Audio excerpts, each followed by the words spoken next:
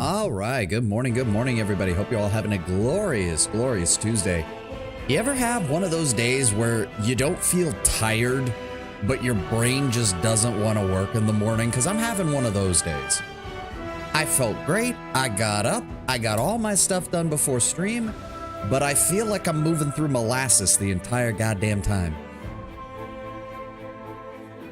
So I'm gonna be honest, a couple of basic combat encounters and a lot of reading is exactly what I want out of today's session.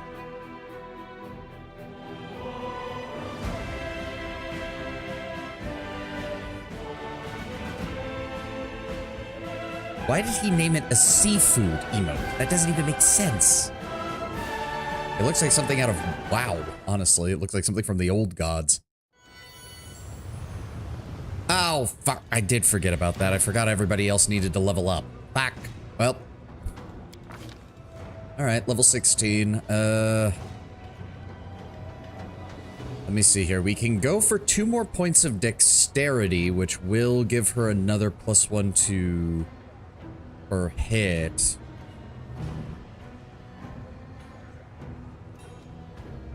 Or we could give her a point in strength, and that would actually boost her up on damage. No, accuracy is more important. Accuracy is always going to be more important. There we go. And disruptive dodge, greater penetrating strike. Yeah, that might be a good idea. Greater penetrating is good because she doesn't really have a way to bypass damage resistance otherwise. So being able to just reduce all forms of damage resistance by 10 is pretty good.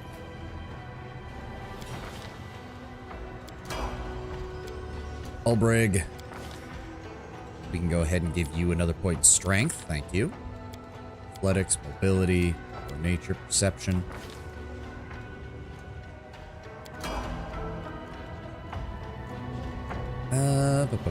Rigel.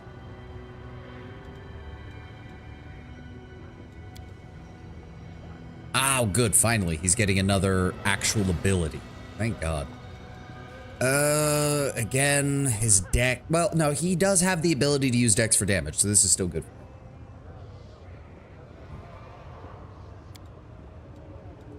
That. We'll go with persuasion. We'll go with arcana. And then. Didn't someone say something about the charm one not really working? So we'll go with the fear one next. Or did we already have charm? Wait, am I misreading that? Wait, what? Wait, why is it? I'm confused. Wait, what? Okay, so compulsion was the first one. Oh, I see. And then that will increase it. I see. Okay, now what else do we have here? He gets access to another of his disciplines. Let's see here. Hell Knight as a touch attack as a standard action to cause a creature to suffer pain. They take damage equal to 1d6 plus the Hell Knight's charisma modifier and must succeed at a will save or become staggered for 1d4 rounds. Probably not that good. Can summon a creature to aid him in battle, as if using a summon monster spell. Save the summoned creature lingers for 1 hour. A Hell Knight summons a wolf. A 9th level Hell Knight will summon a Hellhound.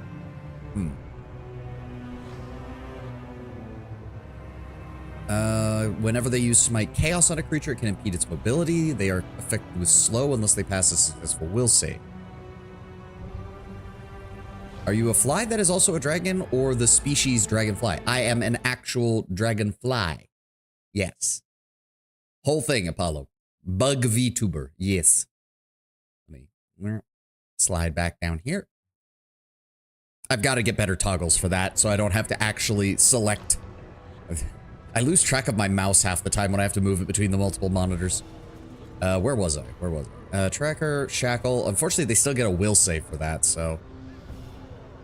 As a free action, the Hell Knight can increase his base speed by 10 and gain a +4 bonus to strength for 1 round. If the Hell Knight is mounted, this applies to his mount. A Hell Knight who successfully uses the persuasion skill to cause a creature within 10 feet to become shaken can instead use that, cause that creature to become frightened. Okay, so that would be a straight upgrade. Met a lot of weird bugs recently. I just had to check. No problem, Apollo. No problem. There are some weird ones out there. I mean, you've got Juniper Actius, kind of queen of the bug girls, who's been doing all sorts of different designs for hers. All, you know, they're all centered around a lunar moth, but still. She comes up with all sorts of weird things. What else do we have? Use greater command as a spell-like ability using character level as caster level. That's not too bad. Command greater, hold on. The spell functions like command except the will. Spell effect affects multiple enemies in a 30-foot radius, and the activities continue beyond one round. At the start of each command creature's turn, after the first will get another will save to attempt to break free. Okay, so not the best. Because, I mean, yeah, and fire is hot. Yeah, no, it's like, that's like saying that Grand Theft Auto 6 has a lot of pressure. Ah. Am I having... I'm seeing some issues on the tracking. I'll just have to bear with it.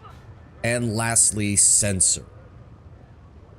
Use Smite Chaos. He can strike the creature mute with 1d4 rounds unless it succeeds a will save. A mute creature cannot speak. I mean, I'm guessing it's just kind of not... Shackle and Censor are probably going to be the main ones, simply because they don't require anything else to have to do.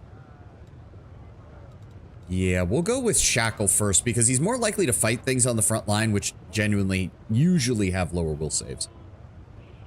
Bethesda, as it is, an overall low expectation of ES6.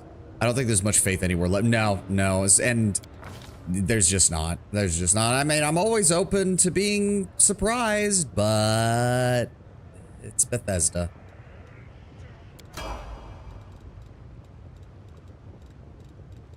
And then... Ooh, what does she get? Improved evasion. There we go. That's nice. Henceforth, take only half damage even on a failed save. A helpless character does not gain the benefits of improved evasion. Yep. Makes sense. Makes sense.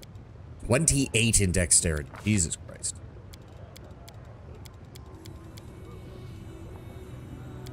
Judy's one of the more noble ones. I'm talking woolly aphids, houseflies, and ground wasps. I'm not saying they're weird, but there are bugs people...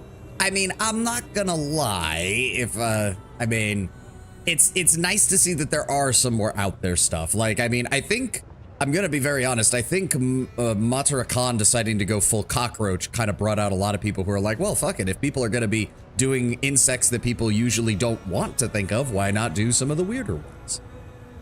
I did see there's a person I follow on Twitter who's the... Oh, I can't remember the name. It's a roly-poly bug, basically, is what his VTuber design is. I always imagine that if I ever started VTuber, I'd go full Riftborn with the design. I mean, you can get away with that now. There's some eldritch VTubers out there. Oh shit, Social. Right, I have to actually pull up his build. Hold on. Where are you at? Where are you at? There it is. Level 16? Level 16. Oh, okay. Don't really have to do anything for this. And for his pet companion, just give him +1 to Constitution. Makes sense. We're gonna go for another point of wisdom. Boom, boom, boom. Would you call the Riftborn Eldritch? Like, mechanically Eldritch, I guess would be the best way to put it. Can he cast Breath of Nothingness yet? For Social? I do not know. Give me a second. Let me get the pig leveled up as well. Another point of Constitution. There we go. My will is resolute. We do have access to 8th level spells now, yes. Also probably gonna want another Restoration Berater here. Angelic Aspect Berater. Wait, is that a personal? Yeah, so that only works on himself. Scintillating Pattern. I'd like to see the bug VTubers are getting diversified. I'm just half tempted to whip out the stock fly or pelican spider designs. Ooh. Sorry, what spell am I looking for? Breath of Nothingness? Yeah, no, I'm not seeing a Breath of Nothingness. Let me see here. We do have Holy Aura. Last run round per level. Let's see this. Causing evil creatures to become blinded if they strike the subject. Each warded creature gains a +4 deflection bonus to AC, +4 resistance bonus on save. Unlike protection from evil, this benefit applies against all attacks, not just those by evil creatures. Each warded creature gains spell resistance 25 against evil spells and spells by evil creatures. That's good. Abjuration protects from attempts to dominate or charm the subject. Nice. If an evil creature succeeds on a melee attack against a creature warded by the aura, the offending attacker is blinded for it to save to negate, but against the holy aura save DC. Okay. I think we want that. I think we want that.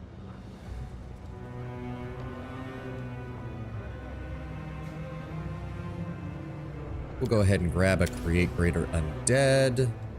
Rift of Ruin. What is this? Potent Death Spell deals 1d6 points of damage per caster level to living creatures in the area of effect. And, oh no, most demons are immune to lightning, so that's worthless.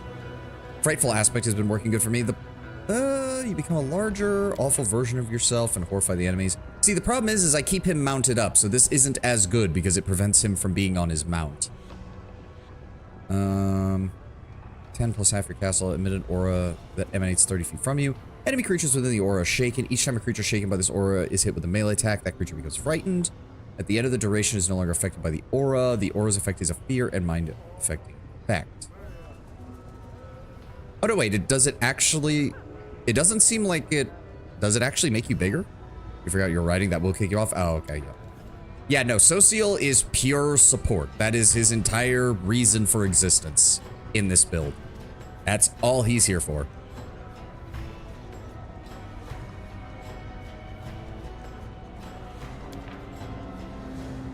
Target grows to legendary proportions. Creature's height doubles. Gains a +6 size bonus to strength, +4 bonus to constitution. Gains a +6 form bonus to its natural armor and DR10 adamantine. Melee and ranged weapons used by this creature deal more damage. I'll hold on to one of those if I... Oh, I have to... Really? I can't have Holy Aura... Oh, no, I can. Okay, so put Legendary Proportions here. You have the Lord of Nothing DLC. I have the DLC installed, yes. Did we pick up any... We did pick up some additional spells. Okay. We need some... We need some proper fucking buffs or something.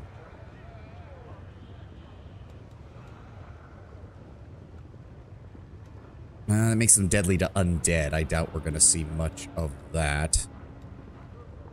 Cleanses personal only. Feeble Mind.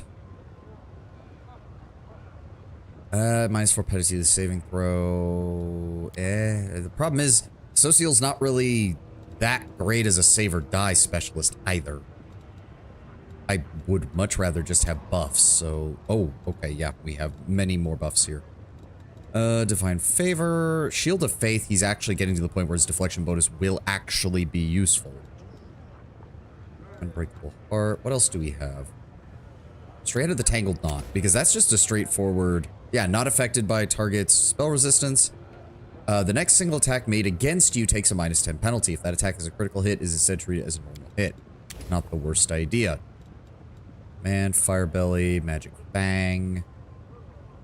That's just the basic Magic Fang. It's not very good.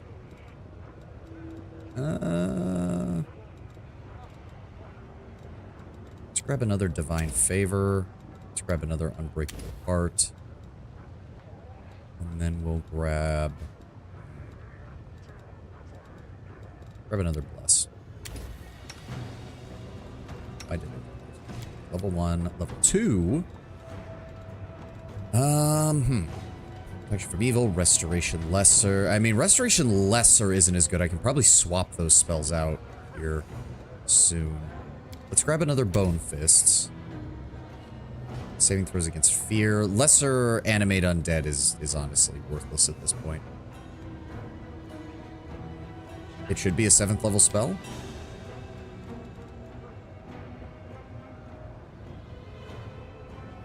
No, not seeing it. Not seeing it at all, runner, sorry.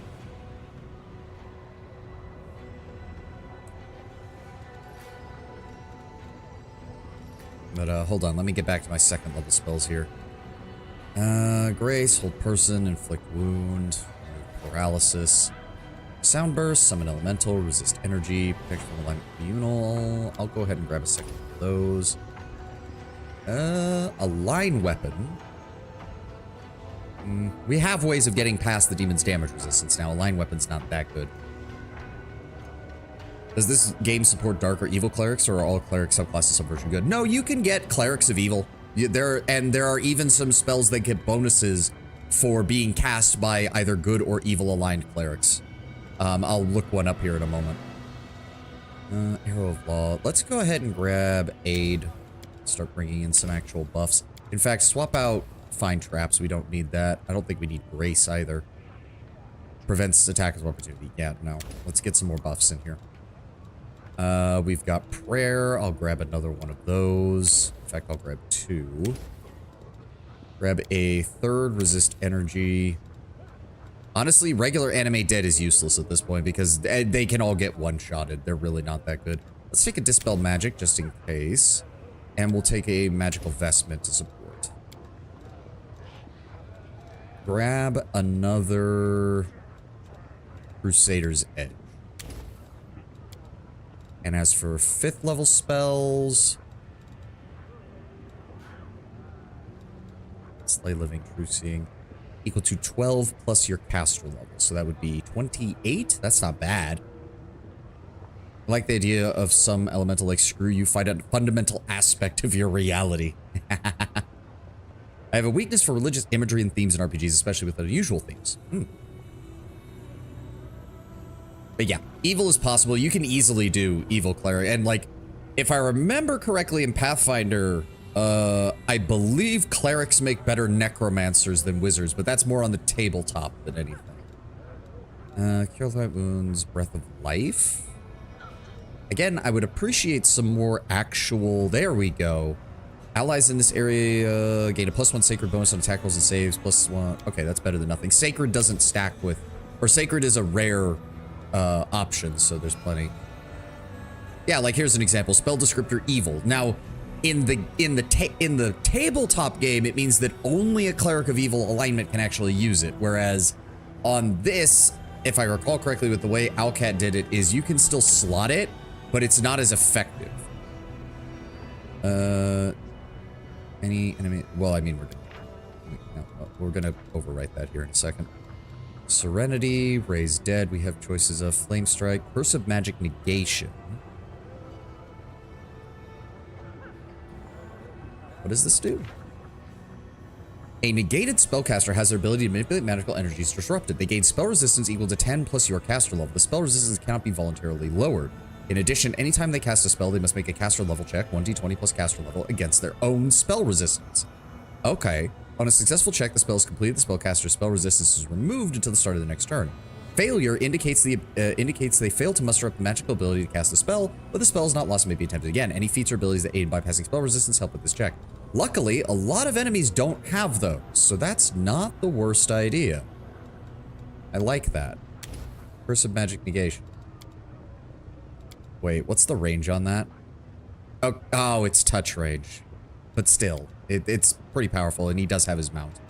We've got Heal, we've got True Seeing Communal, we've got Stone Skin Communal, we've got Cure Serious Wounds, we've got a Resurrection just in case, and we've got 11 diamonds to use.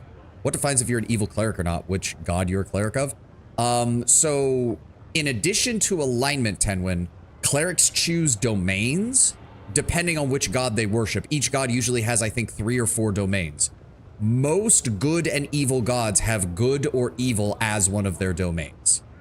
That said, you can be a good example that I've actually seen is, I think it's Asmodeus. You can be a cleric of Asmodeus and be totally lawful neutral. You can have 0 evil and use none of his evil abilities and not take his evil domain. It's perfectly viable to be a lawful neutral cleric of Asmodeus. It just depends on how much you want to lean into being evil.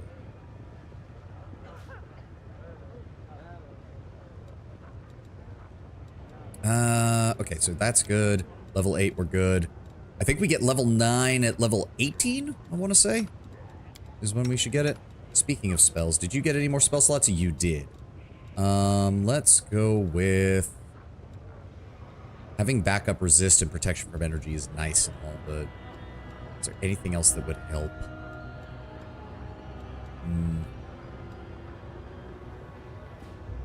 1 hour per level. That's nice. 20-foot enhancement bonus to your base speed. Oh, but it only affects her, and I can't give it to the whole group. Feather Step, except this spell affects multiple creatures, which Feather Step just removes. That's a level 1 spell, isn't it? For the duration of the spell, the subject ignores the adverse movement effects of difficult terrain. Right. Let's go ahead and grab another Sense Vitals. Mantis Zealot is a pure evil class. They are a War Priest. Ah.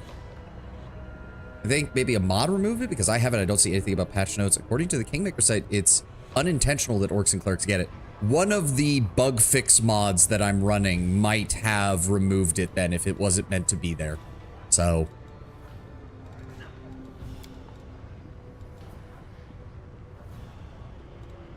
So wait, what does regular long stride give you? Wait a second. Oh, it's just a +10. It's a shame that you can't get a group version of that. Yeah, she's already got those. Aspect of the Wolf, what does that actually do? Enhancement bonus to strength. Trip attacks as a combat maneuver. Not the worst. Not the worst. Life Blessed. Eh. Animal aspect, 1 minute below. I mean, it's not the worst. I believe that's it. Beautiful. Hey, Kataka, welcome.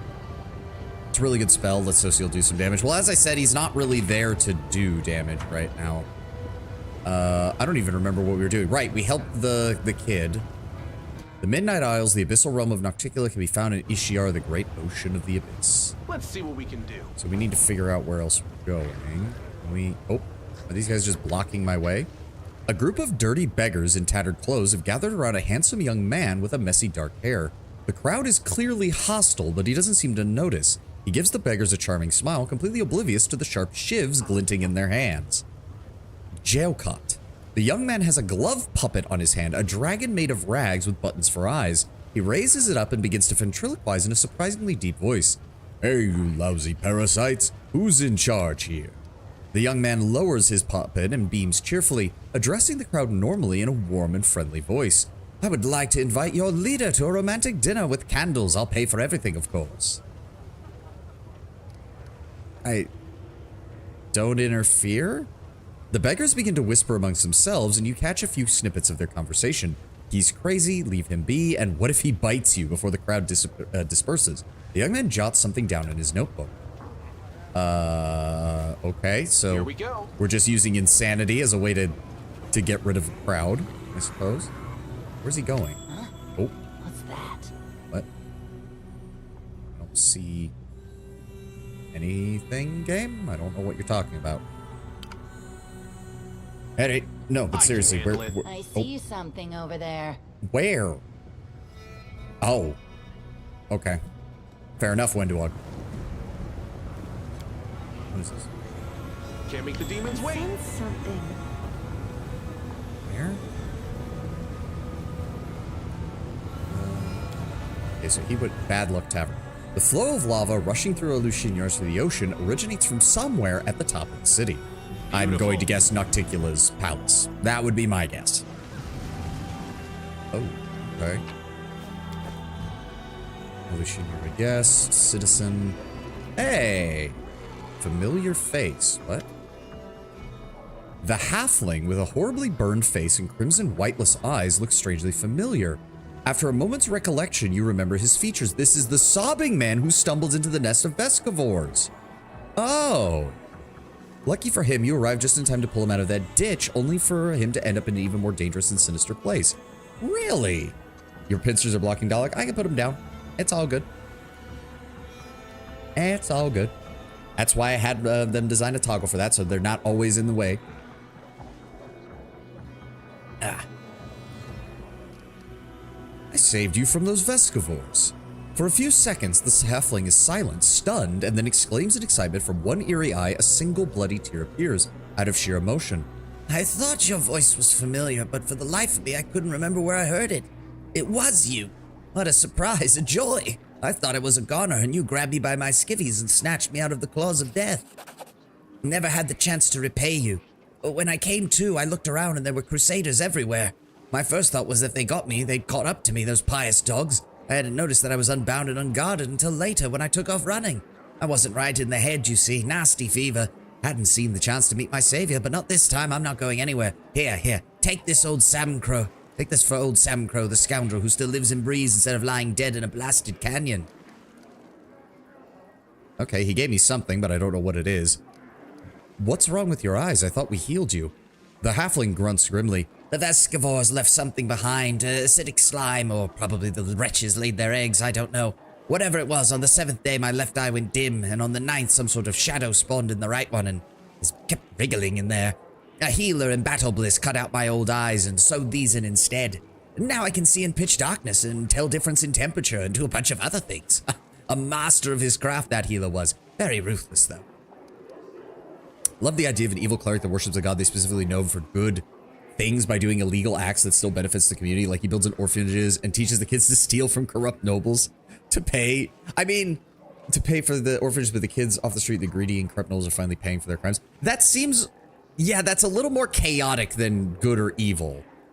Like, you have to remember, evil usually implies some level of corruption in a D&D setting. Now, if he just told them to steal regardless, that would still be chaotic, but would also start leaning more towards neutral evil. How the hells did you end up in that crevice? As soon as those crusaders started mopping up our forces in Canabras, I knew it was time to split. Those Eagle Watch interrogators snooping around everywhere asking questions. Just how did Baphomet's cultists get into the city with such ease before the attack? You know, half our agents are scholars, not spies. Catch one, he'll rat the rest out. So I was one of those, I was out of there in an instant, on my way back to my mates. Wish I'd found a proper guide, though, so I wouldn't have fallen into the Vescivore nets. Oh, we rescued a cultist. Joy. I mean, fair enough. We didn't know. Wait, you're scared of the Crusaders?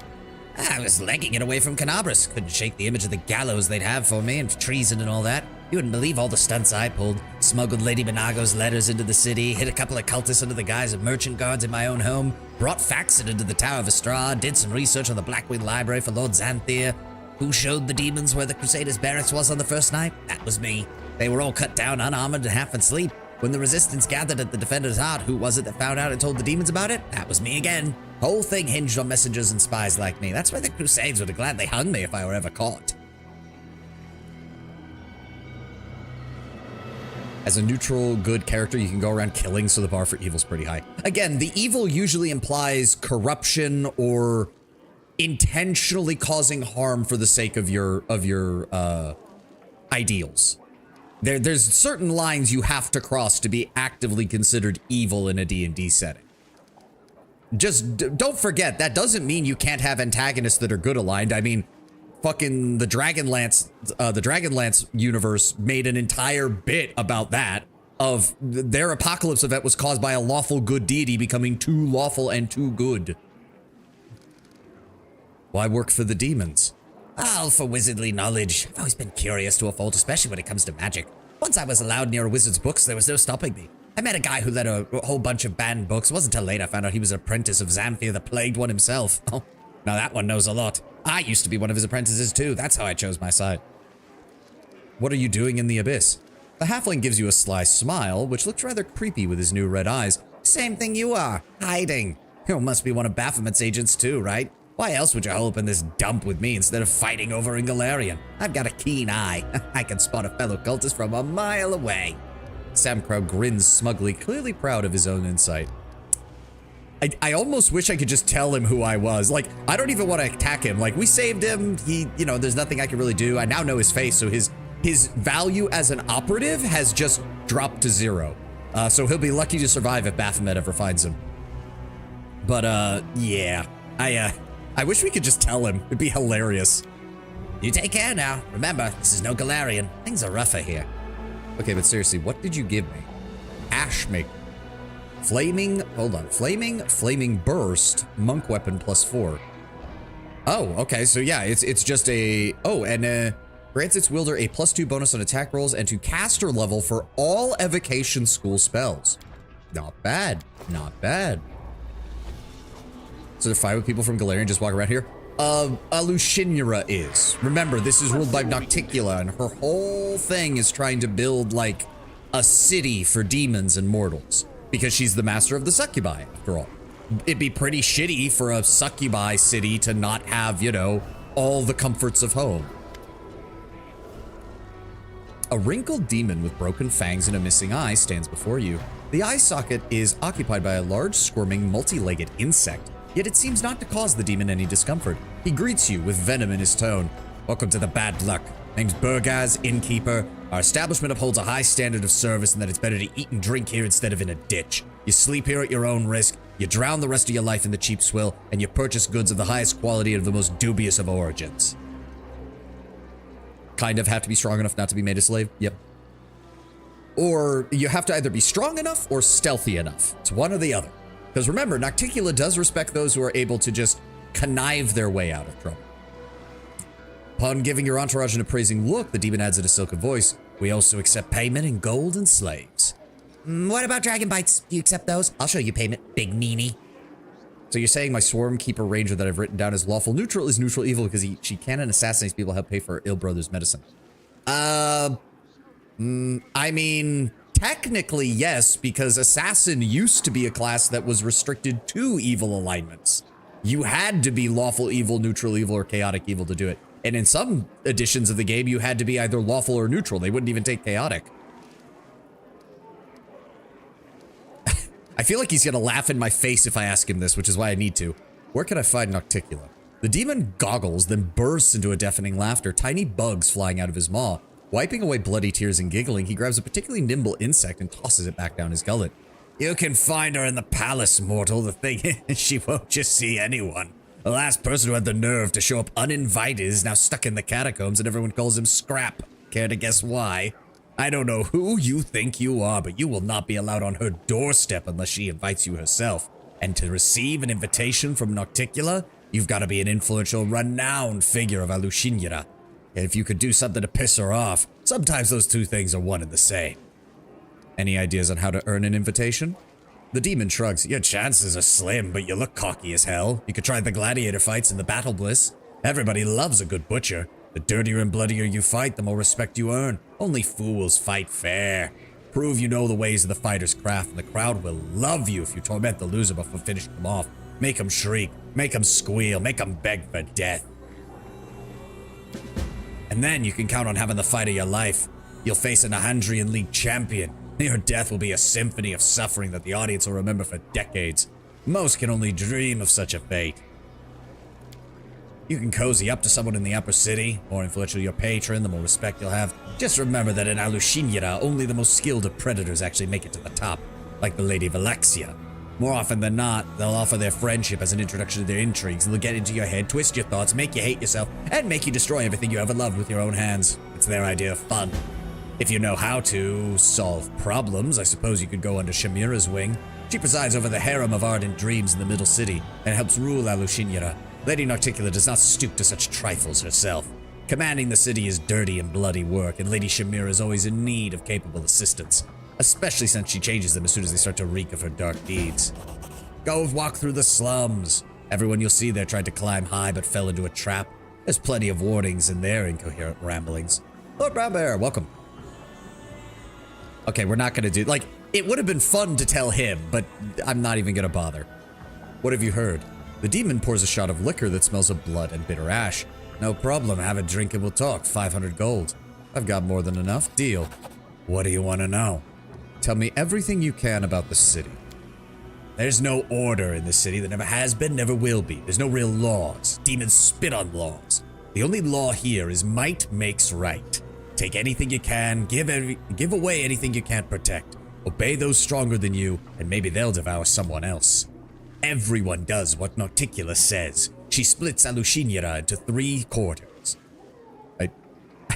I hate the 3 quarters. That's not how that works. That's not how that works. I know he's meaning quarters in the architectural / city planning sense and not in actual quarters, but it sounds wrong to say 3 quarters. Ugh. The lower city, the middle city, and the upper city. The elites live comfortable lives up above, the fools and the losers rot below, and everyone else sits in the middle and dreams of climbing higher. Most of them fall.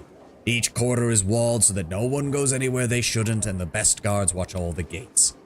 Although in truth, the guards are just a bunch of the most vicious and violent demons who carry out Narticula's commands. If someone cuts you down in front of them, they're not going to interfere unless she orders them to. If you decide to bash someone's head in, they won't concern themselves with it either. The only reason they might chase you away is if they want to loot the corpse themselves. The important thing is, don't kill anyone in front of a crowd, and don't bother the guests from the other planes. Lady Narticula has her reasons. She wants Alushinura to be the interplanar bazaar of the abyss. And as you walk around, keep track of time. I don't mean in the tiresome don't waste your time sense. No, seriously, watch the time as if you were in a jungle and predators are lurking in the brush. It might pounce on you and freeze you in place, stealing days, months, even years. You won't notice any changes and everyone around you will grow old and forget. In the abyss, time is a fickle and unruly bitch. Sunless Sea. I am getting a slight vibe from that, given where we're located. The Midnight Isles are surrounded by the Sea of the Abyss. Time slips sideways. Tell me about this quarter. He points to the bottle of liquor. Imagine that Alushinura is this bottle. The lower city is the very bottom. The explanation's quite apt, as the bottom of the bottle is coated in foul-looking scum, and a dead insect with two fanged mouths is stuck to it. It's a cesspit. If someone or something needs to be eliminated, you send it to the lower city. They say the arena is the heart of this quarter. Nonsense. The whole quarter is one arena.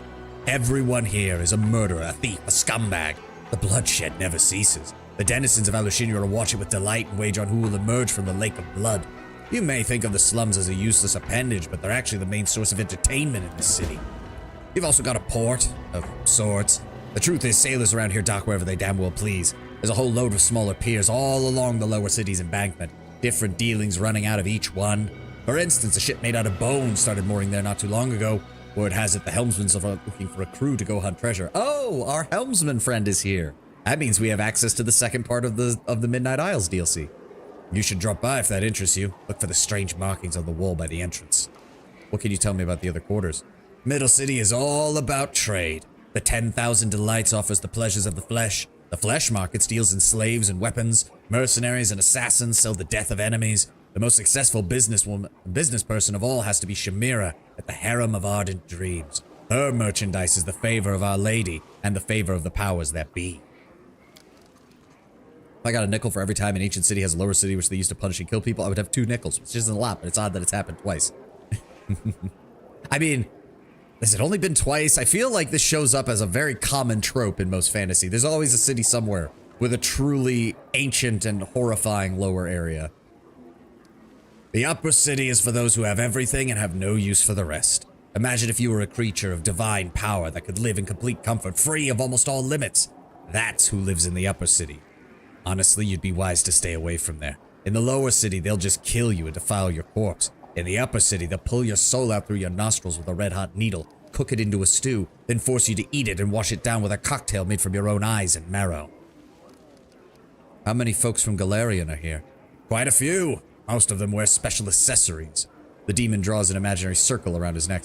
They're slaves, is what I mean. Or meat, sometimes. We do get a few of the free ones from time to time. Scum, as a rule. They're the only type who can survive amongst demons. The folks in the abyss, they love your kind, Aasimar. The demon grins mockingly. They love you on a plate. They love you between the sheets. Although that usually don't last long. Not many folks can resist the temptation to tear a scion of the upper planes into bloody pieces, and then use those pieces to decorate their home. Have you ever heard of the name Willidus? Of course! It's the name of a demon who serves, I guess you could call him the court mage. Name's come up a few times recently because the innkeeper's voice drops to a low conspiratorial. They say Discari is sending assassins after him. He rubbed the locust the wrong way. Now he's holed up in his palace and turned the damn place into a fortress. Thanks for the info. One last thing, mortal. You may have noticed Alushinura is not built for your kind. It'd be easy for you to get lost in our streets and die an inglorious death if you don't know how to fly or teleport. Why should I want you to die, though, if you're still buying and drinking? Take this. If you lose your way, take it to any arch and it'll teleport you here. Articula's idea. To, aid guests from other planes, such as yourself. Like when stories have lore about literal interpretation of sayings, like keeping an eye on time before it literally runs away. Yep. What do you have? Before we talk business, why not have a glass of something to celebrate not being dead? Innkeeper, what's your strongest stuff? You are looking at some of Galarian's finest crusaders, and we're here to drink. If you want my strongest, you pay up front. And you'll pay for the beds while you're at it, because you won't be walking out of here on your own. 2,000 gold. All right, Wendy, I'll bite. Pour. Tankards of bubbling liquid appear in yours and Wenduog's hands. The drink smells of tar and soot. Wenduog, I have literally twice your constitution and twice your fortitude save. You are not out drinking me in this. Don't try it. Wenduog looks around, her eyes burning with curiosity. We have come a long way from home, but I like the madness of this place. Maybe we'll kill someone today, right here in the inn, you and me. Meeting your gaze, Wenduog gives you a teasing wink. So what should we drink to?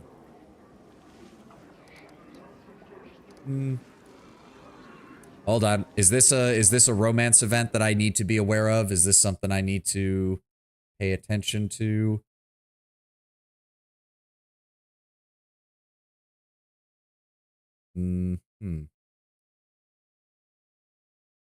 Okay, yes, it is. Yes, it is.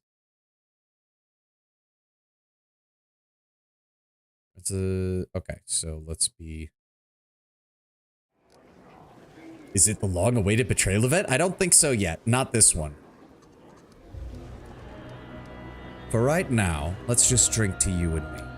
How romantic. Wenduog gives a mocking and not particularly respectful sneer.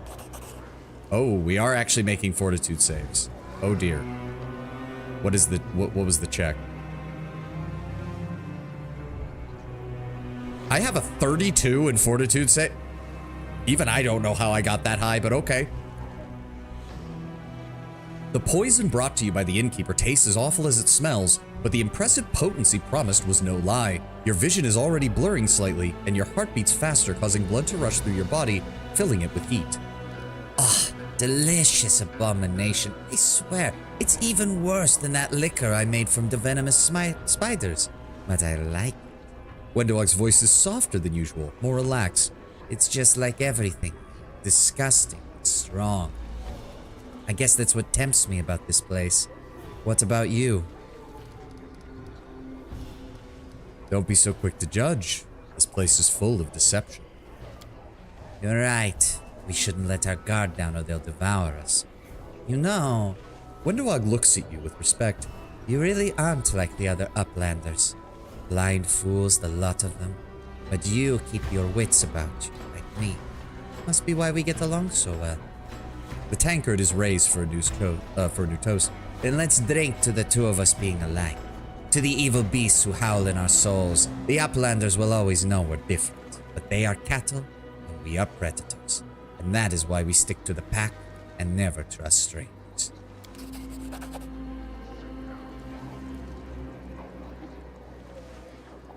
Okay, we're at a difficulty of 22 now. I also see those low rolls, game. Don't you be doing this if this keeps going. Don't you be doing this. We've rolled, I think a 6 is the highest we've rolled so far. It's only because I have a massively high fucking check that this is going well. Wenduog is a predator. Cat spider. Who would have thought? Yep. Best girl is the staff that lets me maximize and empower the first spell of every combat. I call her Palm. Your face begins to go numb, and the world around you begins to rotate slowly as if it seeks to whirl you off into a strange dance. Ugh. Wenduog stops drinking for a moment, and some of her drink even spills onto the floor. The huntress's movements retain their grace, but are becoming far less coordinated. After struggling to push some air down her alcohol-scorched throat, she ardently declares, "Speaking of strangers, Galfrey, that bitch. She sensed you were stealing her glory and even her kingdom, I bet. So she got rid of you. She thought we would die. Fat, bloody chance. We'll go back and get what's ours." You really are upset with her. I mean, I'm pissed too, but still. Wenduog gives you a fierce, defiant look. You're damn right I'm upset. On your account, by the way. Ugh, me and mine. It goes without saying. I also shed blood in those battles, and as we sit here, Galfrey is tossing our triumphs into the latrine. You're not wrong. You're not wrong. Yeah, Wenduog is right. Yeah, see what I mean? Like, I do love that like 90% of what Wendowog says is often just getting to the right conclusion via the worst possible methods.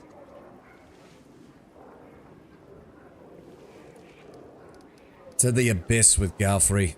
We've got our own shit to deal with. To the abyss, while we'll come back and take your kingdom for ourselves. Here's to our kingdom.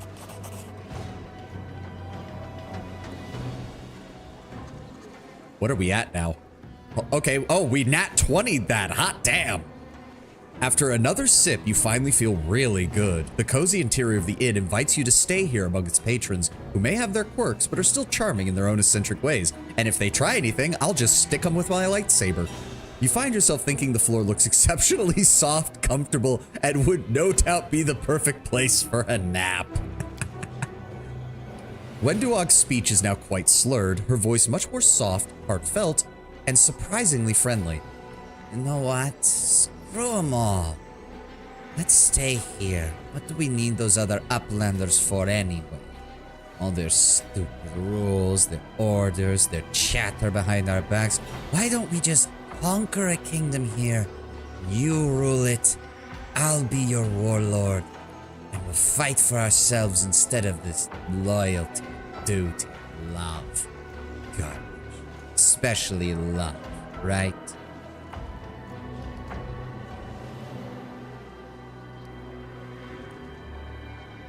Ooh, interesting. How did you become so cynical? Screw. Okay, wait. This feels like. Hold on. Is there something I'm missing from the event? Yeah.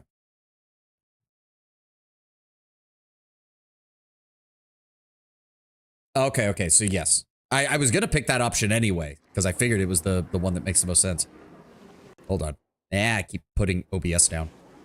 By the way, they're selling a Vampire Lord Dire Penguin plushie. I think I saw that like a couple weeks ago from them for the Age of Wonders guys.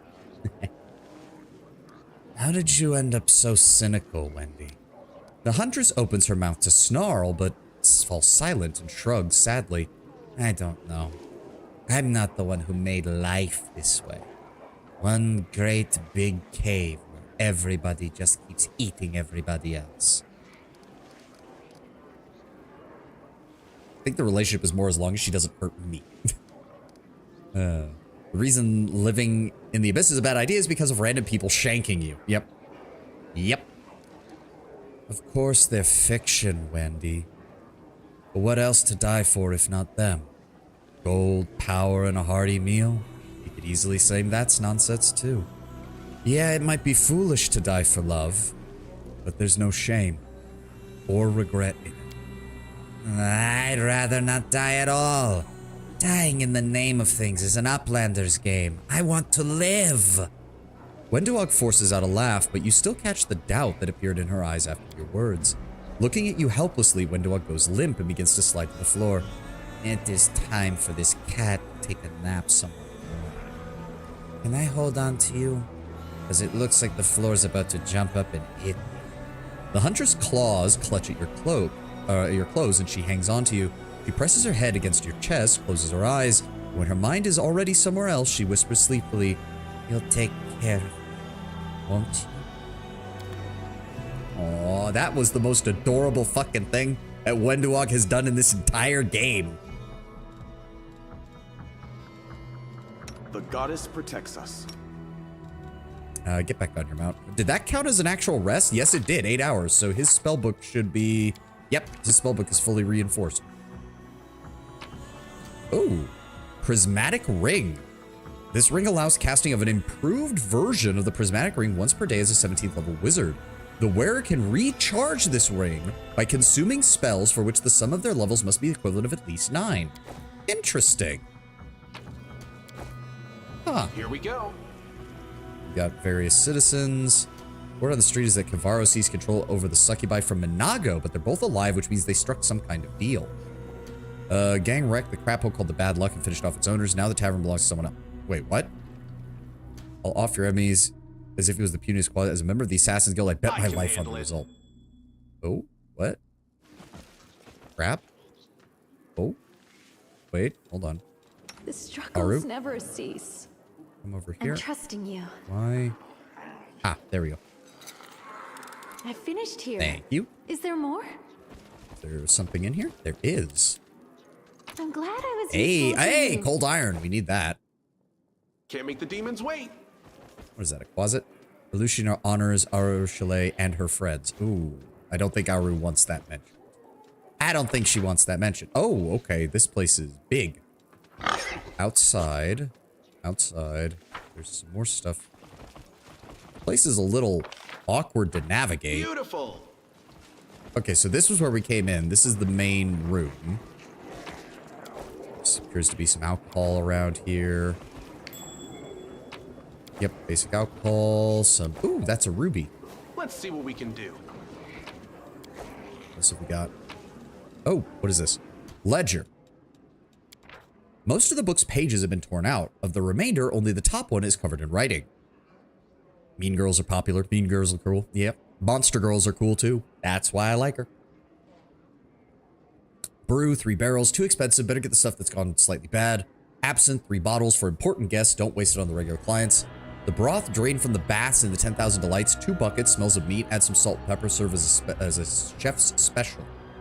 Meat from the Hezrau stock. 4 sacks. No more Hezrau runs. The second to last rotten meat hunter never came back.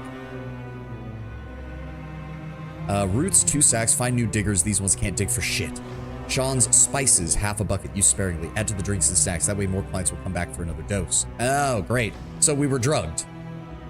Beer for the material plane. 6 barrels. Should order some more. It tastes like piss, but the guests from the material plane drink it like there's no tomorrow.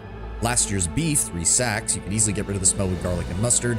Vegetables from Grum's store, 3 sacks. Make him either drop the price or water his patches with different filth. The clients are unhappy seeing a blue carrot in their soup. Sean's spices, 1 basket. Need to rip the chef's head off for using so much of it. It's not salt, for fuck's sake. Rotten cheese, 2 buckets. Was a big hit with the locals. Should order more. Need to ask them to add more maggots next time. All right, can I actually see your inventory now? Where is it? Show me your wares. The demon kicks open a large chest filled to the brim with all sorts of things. There are weapons and bloody clothing. Seems these items both belong to the visitors from many different worlds. Here you are. Have your gold ready. I don't offer credit. Just a little narcotics to help with customer retention. Yep. The demon's voice also drops to a whisper. By the way, I have something unique I can offer only to you. Nahandrian crystal. Incredible power. Really? What's a Nahandrian crystal? You mean you haven't heard of it? Everyone in Lushinura talks about it. Listen to this. Lots of demons appeared. They were so strong you couldn't help but wonder how they acquired such power. Strange thing is, those same demons used to be the common riffraff, but then they became, well, I don't know what they are now, but whatever it is, it's strong. Rumor has it these supposed crystals are the source of that power. Nobody knows what they are or how to get them, but everyone wants one. The word is going quite popular these days. Everything's Nahandrian this, Nahandrian that. No matter where you look, it's all hogwash and lies. But of course, my crystal's the real deal. Don't ask how I acquired it. That's my secret. But I could sell it to you. It's probably fake. See, I'm interested. What are we dealing with here? Don't need that. I don't see it anywhere. Crystallized demonic rage. Ah, yeah. This amulet grants its wearer a competency bonus of +1 to knowledge world state. Yeah, no shit. 50,000 gold for bullshit is all I'm seeing here. Really, that's it? He doesn't have anything else? I thought his thing even said he had equipment for sale, but I'm not seeing anything. That's bullshit.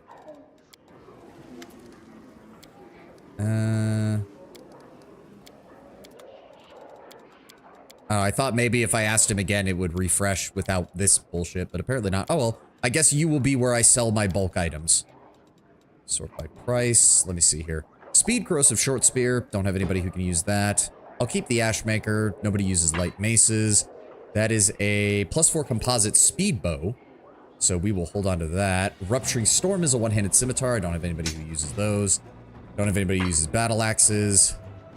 Banshee's Heart is not an upgrade over what Socio's using as a glaive. Those Nightmare. Cooking with crystallized demonic rage for when Pepper just doesn't kick hard enough. Yep. Keep the dead bow. Do I need... I don't have anybody who uses falcatas or scimitars. Composite long, but keep those just in case. Don't need the scythe +3. Don't need the spear. Old iron dagger. All the rest of these. Goodbye. At least Galfrey let me keep my war chest. Buckler of protective. So we don't need the +3. Mithril breastplate +3. Breastplate +3. Chain shirt +3. Sell off the +2s. Sell off that. Race of armor. Headband of vast intellect. Basic saves. Sell those. Keep the rest. Don't touch anything there. Don't touch anything there. And sell his own ledger back to him for 10 gold. Lol. Okay, so wait, does the heart of the device really have no purpose other than selling? Because it feels like that's the case. Because if so, I'm just going to say, I feel why... yes, it has a reason, or yeah, it has no reason, runner. It's hard to parse it when you just say yeah. Or is it just meant for sell fodder for almost 40,000 gold? There's no reason. Okay, we're going to sell it then. There we go. Another 244,000. We are just shy of 1,000,000 gold pieces now. So if we need to go on a shopping spree when we get to the middle city, we will definitely be able to do that. So there are different... so yeah, there's different spots that we can exit out onto here. Because we came in through that one, and there's another door over here. Okay. Oh god, this place is going to drive me insane. What is this? Things to see in Alushin here. Tracks are great. The Battle Bliss, yep, the Flesh Markets, the 10,000 Delights, the Harem, and Nocticulus Palace. Okay. Despite Lady Nocticula's orders that dissuade citizens from murderous excesses in public spaces, the streets of Alushin, particularly its dark alleys and seedy nooks and crannies, may present you with some unpleasant surprises. Given the possibility of these unfortunate developments, I would recommend having planar shifting spells prepared, at least some means of teleporting to safety. Makes sense. Oh, and there's our first one. Don't worry, you'll be spending it soon. I'm sure I will. All right, there's our first ad break for the day. I'm gonna go stretch, and I'll be right back.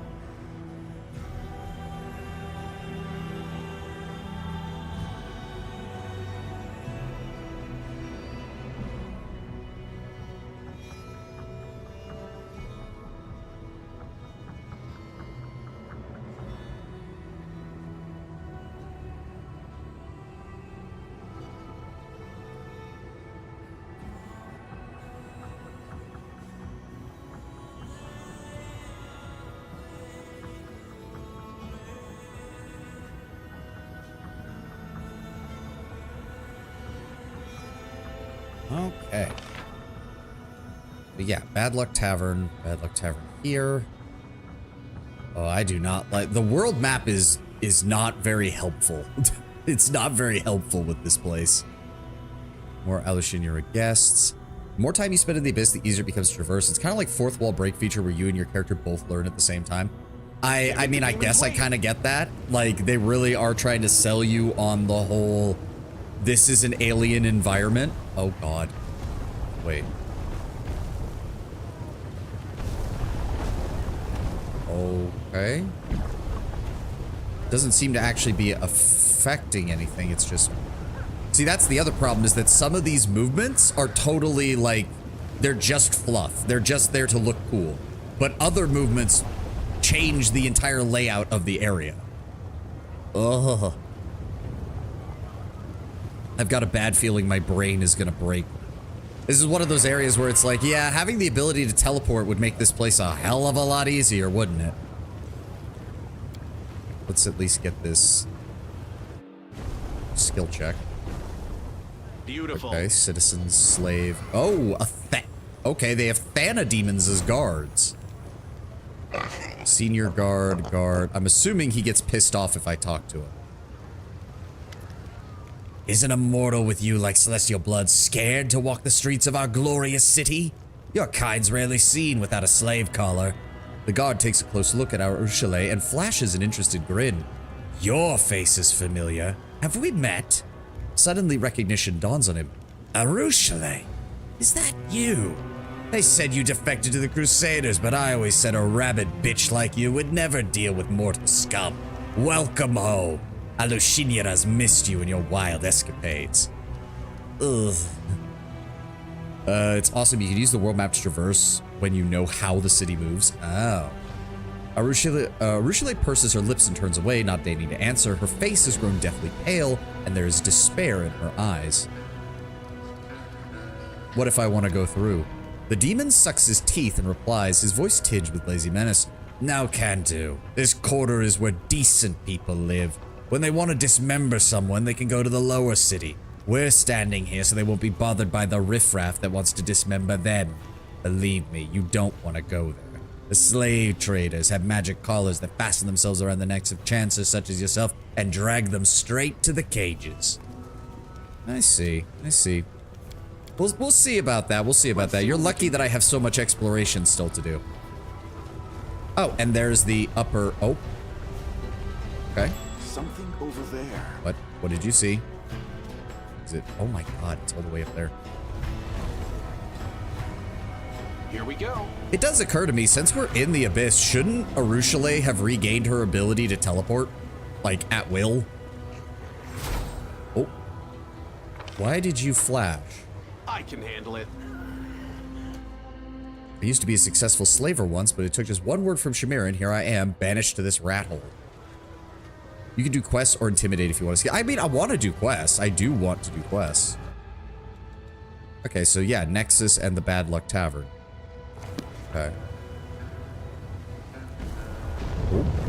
Oh. Oh, this is gonna drive me nuts. Battle Bliss Arena. Okay. Oh. There's some heady dope and no mistake. I feel like I could rip the head off anyone. Hey, you outsider. How about I rip your head off? You're welcome to try, you dipshit. My dream. Wenduog. Blend this man. No match for me. Thank you, Wendy. I will. Wow. So this is what regular demons count as when you've got this high of a level. Just wow, we fucking bodied them in less than a single round. Intoxicated demon Deadeye. +4 axiomatic composite longbow lands the first hit in a round against an enemy more than 30 feet away. The enemy suffers a -2 penalty to AC for 2 rounds. Bad. Leather armor, ring of protection, composite shortbow, scimitar, studded leather, the usual. And the Abyssal Huntress also had a shot composite longbow and some regular loot. Nice. I finished here. The signs of Is the there wall more? indicate that a drug merchant can be found here. In the Abyss, there are many poisons that can plunge mortals and even demons into nightmares.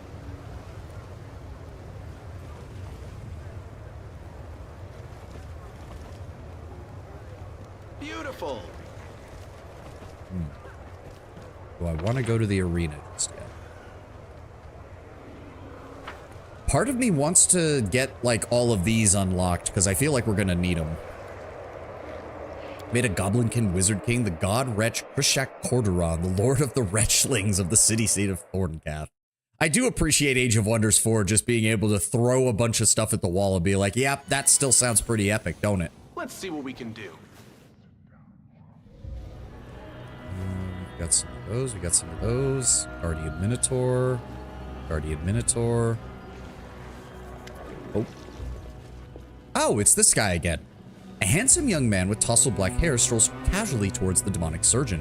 Oh, master of stitches, art of the scalpel, genius of the surgical profession, tell me, is your heart free? The young man with a gloved puppet on his hand, a dragon made of rags with buttons for eyes, he raises it up and begins to ventriloquize once more.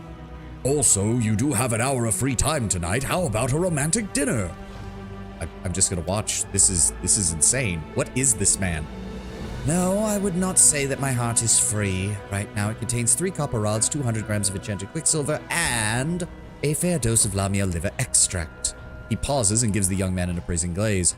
But I could give you an hour or 2 of my time for something other than dinner. Has anyone ever told you you have beautiful, smooth skin? I happen to be in need of some. The young man deftly steps aside to avoid the demon's outstretched claws, jots something down in his notebook.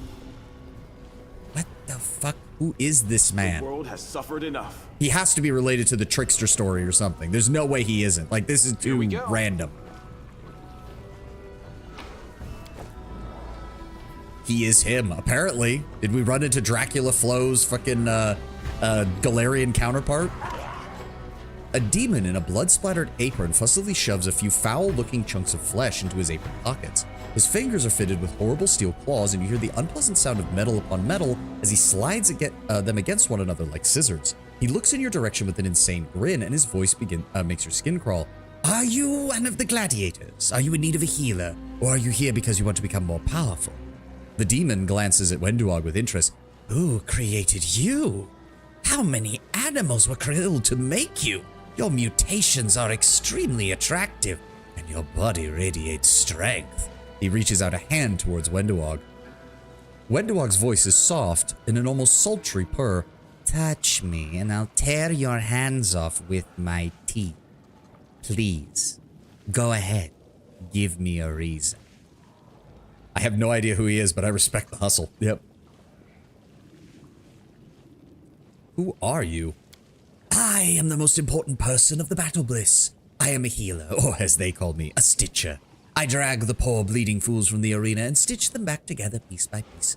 I do mean that quite literally, since most of them are in pieces by the time they're brought to me. At first, I simply reattach the severed limbs of wounded fighters, but now, my methods are far more interesting. Someone from Lacticula's inner circle taught me the secret of flesh grafting. By combining the flesh of different gladiators, I create the strongest, craftiest, and most talented of fighters. Yes, in these chambers, invincible gladiators are born. I am so close to achieving perfection. Soon my methods will produce better results than even the Nehendrian crystals. The cleric wrinkles his nose in disgust and seems offended. This is not healing. It is a heinous mockery of it. A healer should restore the body to its natural and healthy state, not turn it into something disgusting. Social, we are in the abyss. You're gonna need to get over this because this is gonna keep happening around every corner. I'm sorry to say, it ain't stopping anytime soon. The crystals, really? Yes, they're a bit of a legend here in Alushinura. Almost no one knows what they actually are or how to get their hands on them. It all started with a few demons here in the city. They said they became very powerful in a very short period of time. The transformation happened almost overnight. According to the rumors, they received incredible powers from the crystals. Now all of the city is crazy for them. They're all anyone ever talks about. And all the merchants know that if you call your goods Nehendrian, they'll double your initial price of your wares. I could use the help of a healer if need be. The demon dismisses you with a wave of hand. I don't bother with regular wounds anymore.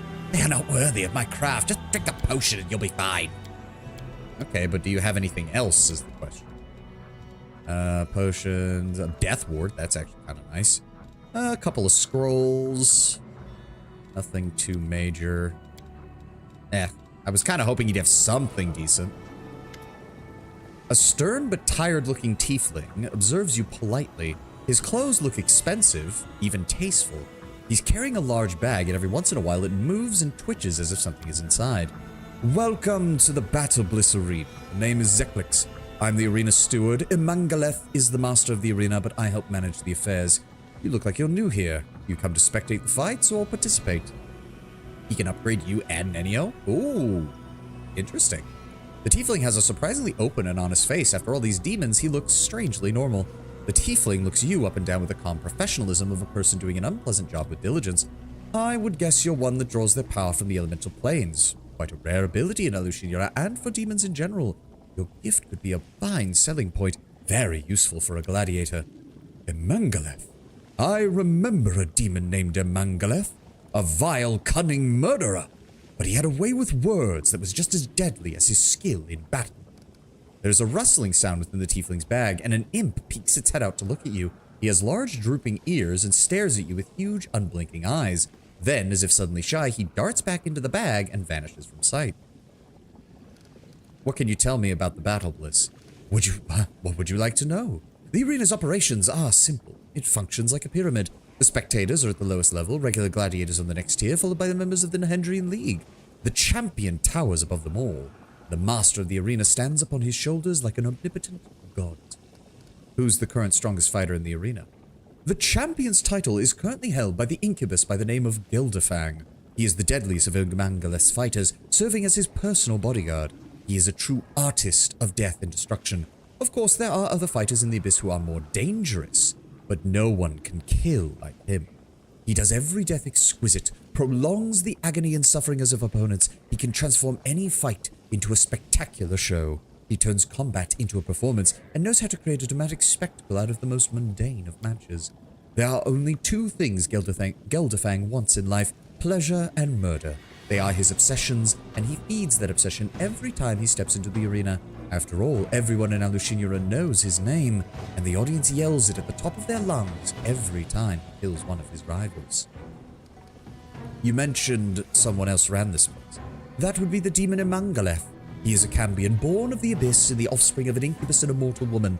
Incubi are of course naturally persuasive, but Ermangaleth's father was especially skilled at using words to manipulate and control.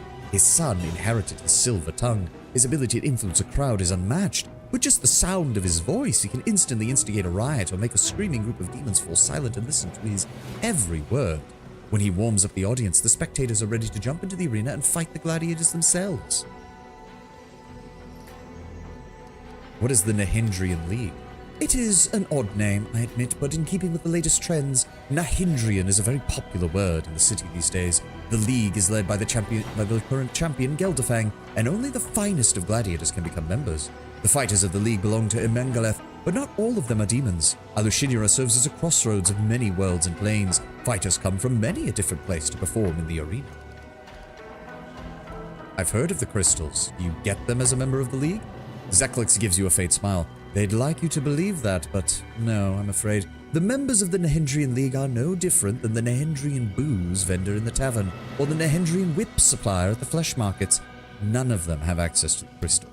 I've heard that the crystals contain immense power. Gelderfang would indeed love to have one, and there are rumors that Ermangaleth has promised him a crystal in exchange for his services as bodyguard. Of course, it wouldn't surprise me to find out that Ermangaleth is lying. I'm not sure even he knows how to get his hands on one of them. Tell me more about what happens in the arena. Hold on, let me take a sip. The Battle Bliss is the gladiatorial arena. You must understand, fights are a big deal in Alushinura. They are the city's primary source of gossip and entertainment, but they are much more than that. The gladiator matches serve as a kind of ritual, the daily offering of the demonic way of life. By these daily offerings that are performed in the Battle Bliss, in a way it is more temple than arena. The arena is the only reason the city is still standing. Without the Battle Bliss, many a demon would have brought Alushinura to ruin long ago. Instead of tearing down the city with their rage and their desire for slaughter, instead they come here and quench their thirst for blood. The arena gives them a sort of release, allows them to satiate their lust for violence. I understand. And what about you? The tiefling smiles wryly and addresses the imp in his bag. You see, Crow, this is why we worked so hard to climb the ranks. We wanted to be important, and now look, the stranger wants to know about us. I guess that means we're finally a big deal. Who are you? I, as I said, am the arena steward. The position is prestigious, but my success is hard-earned. My life has not been easy. I grew up on the streets of Alushinura, street urchin, orphan, the result of an act of violence committed against a helpless slave woman. I've always been weak. I've always been surrounded by those who are bigger and stronger than me. My entire life, I've had to rely on my wits to survive. Out on the streets, I scrounged for food and tried to avoid looking like someone else's snack. Fortunately, I had someone to look out for me. The tiefling takes a small piece of dried meat, holds it close to the bag.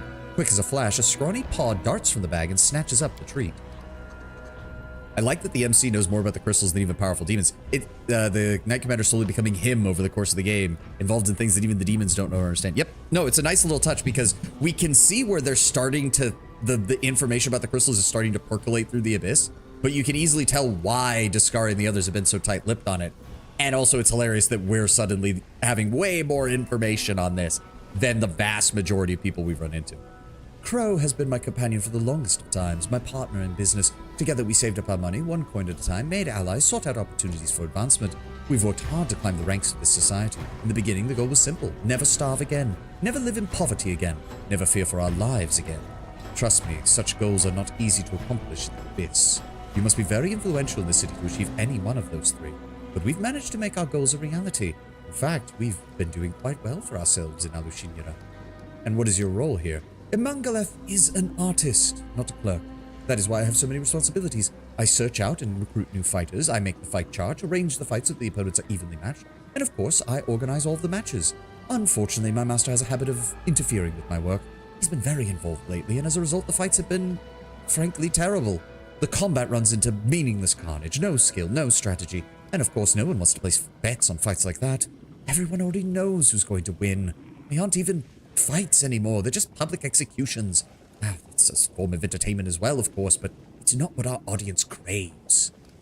You really don't look like you belong in the Abyss. The imp peeks out of the bag and the tiefling grins as he pats his companion's little head.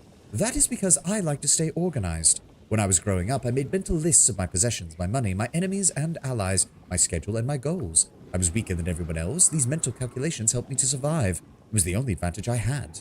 The only way that I could gain the upper hand. In keeping lists became a habit. I found that it helps discipline the mind and keeps my thoughts organized. I'm an accountant by nature, and my ability to bring order to a place where chaos reigns supreme has turned out to be a highly profitable skill. And who's the imp? The tiefling smiles as the little creature peeks out of the bag once more. Its big drooping ears, small round face, and big round eyes gaze at you curiously. This is Crow. As stated, he's my business partner. He also happens to be my familiar. I don't even know how he wound up in the Abyss, but he's not had an easy time of it either. If our paths hadn't crossed, we'd both be dead by now. He's probably the only being here that I actually trust. The imp fidgets beneath your gaze and then finally darts back down into the bag to hide.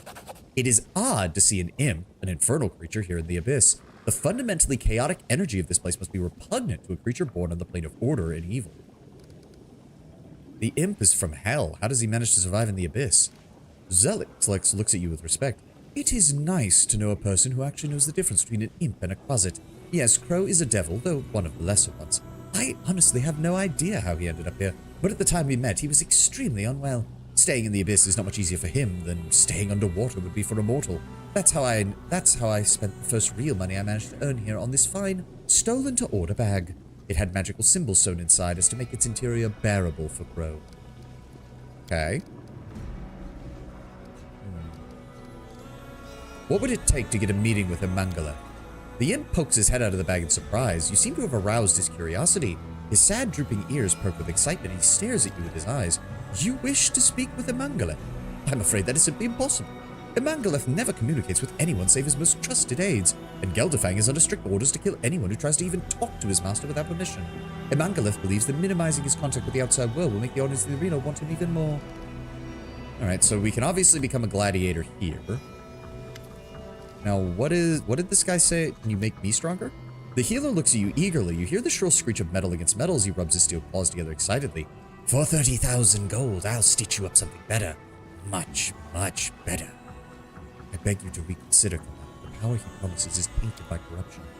Arushale gives you a worried glance. Don't do that. By joining your flesh with the flesh of a creature of the Abyss, its corruption will taint you. I've seen them graft the body parts of demons onto mortals just for fun. The mortals could not withstand the corruption, their souls became evil. I have an idea. We've been dragging a live demon along with us this whole time. Just kill her and attach a piece of flesh to her, then gain her power. Save for... Yeah, not right now. Not right now.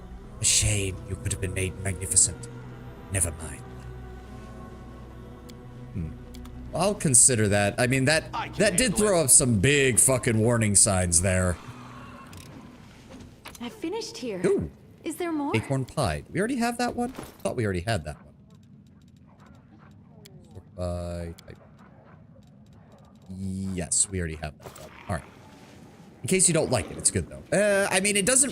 The other side of the thing is that it doesn't really fit with my character. We're going down the legend path eventually and rejecting the whole gods and demons being involved in our lives kind of thing. So, it would seem a little hypocritical to do this. So, okay, so we've got our doctor over here and our fight organizer. Let's keep... We still have way more of this area to explore.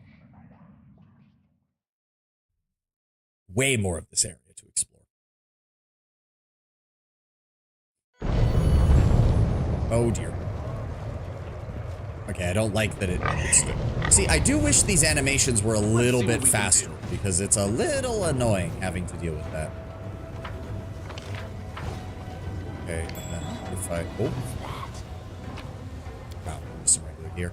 So if I turn this way, that moves out of the way. Me too. Hello, Mr. Thanademon. I mean, it's... What is this? It's an incubi, a succubi, and 3 Thanademons. I think I could take that at this level, honestly. Oh! Oh god, Ember, what are you doing? Walking down a street in Alushindra, you see Ember. She's sitting on the ground surrounded by demons, shielding a scrawny babao who looks like he's been beaten. Why are you doing this to him? You're hurting him. Hey, you ragamuffin. We'll beat you up too. Who are you anyway? I'm just a mortal. I'm weak and silly. Compared to you, I'm just a mayfly. One moment I'm here, the next I'm gone. But I think you should listen to what I tell you because I've lived more than you have. This might be the most important thing you'll hear in your lives. Ember, you're only 100 years old. By demon standards, you were born yesterday. Ember, are you going to preach to demons? Why not? Are demons worse than humans? The best part about that is I can hear her say that, and the first thing that popped into my head is both Arushale, Social, and Regil simultaneously had just face palming. All 3 of them. Just smack, smack, smack. Just none of them think. The demons draw closer to the girl and look over her with contempt. What's with all the riddles? What do you mean you've lived more than us? It's very simple. I mean, I haven't lived very long, but I have friends. Those I can protect, those who are glad to see me. There are many sad things, but I still know what happiness is. But you beat and you bite and you fear and you hate each other. Are any of you really happy? And if you aren't, is that any kind of life? So I've lived a lot, but you've spent centuries and centuries without really living. This moral brat, lump of meat, you're gonna preach to us? The demon gives a predatory sniff, bends down and shows off his mouth filled with sharp teeth. You know what makes me happy? Gobbling up tasty pieces of meat like you. Ember looks at him serenely. She reaches out and strokes his horned head with her burnt palm. Poor thing, you're so hurt and scared all the time. You feel a bit better for a while when you torture others and forget about your suffering. But is that really happiness? The demon recoils from her touch. There's a combination of surprise and terror on his fearsome face. The hell, are you crazy or something? The demons are still crowding around Ember. Their faces show caution and rapacious interest. It's clear that they're slightly afraid of this girl who shows no fear, but at the same time, they see no obvious threat. Ember, the demon's wounded. Words are all well and good. Why don't you help him? You're right. How embarrassing. Here. Ember whispers a spell, and the demon's wounds heal. And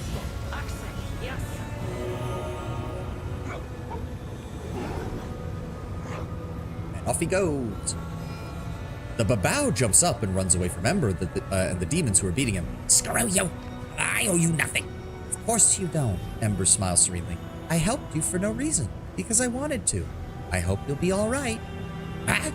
For no reason? You're stupid! No one does anything without a reason. The great irony of the chaotic, evil creature who does things for shits and giggles being unable to comprehend doing something for no reason. I would kill the entire Abyss forever. See, like, Ember only works because she's basically the commander's, like, pet. Let's be very honest. Ember only works because she is cute and naive. That is the only reason she works. She's a witch. Probably wants to sell us something. Magic potions or herbs. Come on, what do you have? Huh? I'm not selling anything. I just wanted to tell you how much you're missing. I mean, you're free. Freer than anyone in the world. But you use this freedom to make life miserable for yourselves and everyone else. Just think how much happier you could be. Emperor keeps preaching, and some of the demons listen, occasionally interrupting with laughter or obscene jokes, until finally, after a while, they grow bored and walk away. Cute. In that, like, Gap Moe, like, young elven girl preaching to demons should not be cute, but if not cute, why kind of adorable that she's able to get demons to listen to her? Not physically cute, but like the concept of it. It's like big bad demon evil, but when it's around Ember, you can just imagine it's like a chibi version of the demon. They left. Do you think they understood anything? At this point, Ember, if anyone could convince a demon to repent, I'm convinced it's you. Aw, thanks, but it's not about me. There's kindness in every creature, even a demon. They just forgot for some reason. You know, I was thinking, I tried sending some prayers to the demon lords. I tried talking to demons in the street, but one of the demon lords lives here right in the city, right? Nocticula. Could we try talking to her? Not through prayer, but in person. You're gonna meet her sooner or later, right? Could you take me with you? I'm sure if we met her face to face like you and I are talking, we'd be able to convince her to stop being so mean. Could you take me to her? Promise? Well, that's going to be an interesting conversation. All right. The symbol inscribed on the wall belongs to the language of the Titans, first creators of the gods, and themselves the creators of the sinister Demodans. And another rooftop. Okay.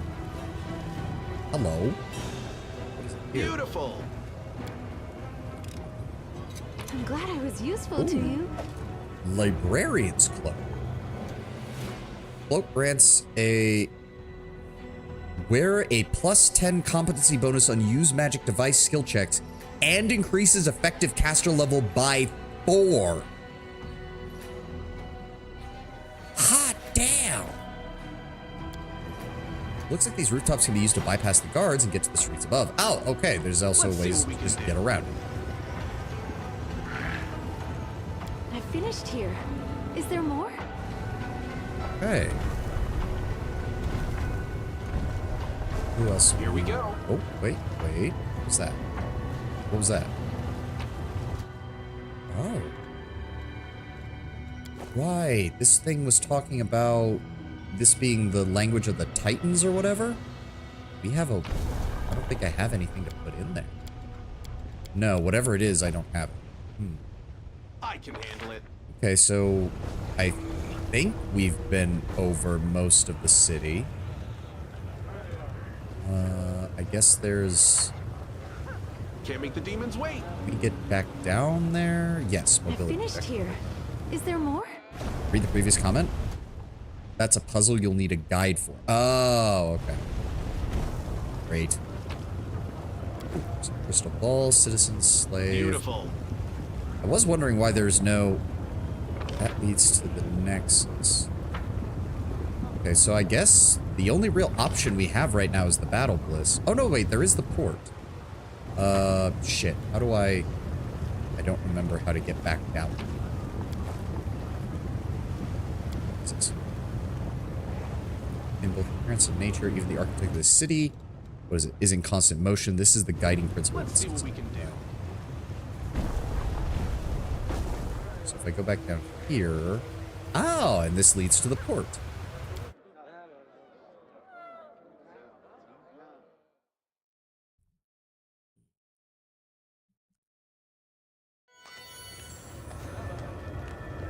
Here we go. Okay. I'm assuming we're gonna run into more fights at some point. I'd roast your flesh over a fire, but your eyes, those I'd eat raw. Well, you could try. Maybe in Mark's. Maybe in Bar. I can handle it. I'm honestly surprised you can't just attack anyone you want in the city, but I guess that would be a fast track to getting Nocticula pissed. What's your business? Cheap Can't make booze, the demons quench wait. the fire inside. Oh god, this place is gonna be just as convoluted as the other. Oh. Yep, it's our friend, the fucking boatman, the helmsman. We will not be doing that right now because that's gonna be an entire thing. Does he have updated wares? Ooh, agile speed sawtooth saber. Okay. Heavy crossbow. We've got a couple of plus. We've got a lot of +5s. Damn. They're worth 50,000 apiece.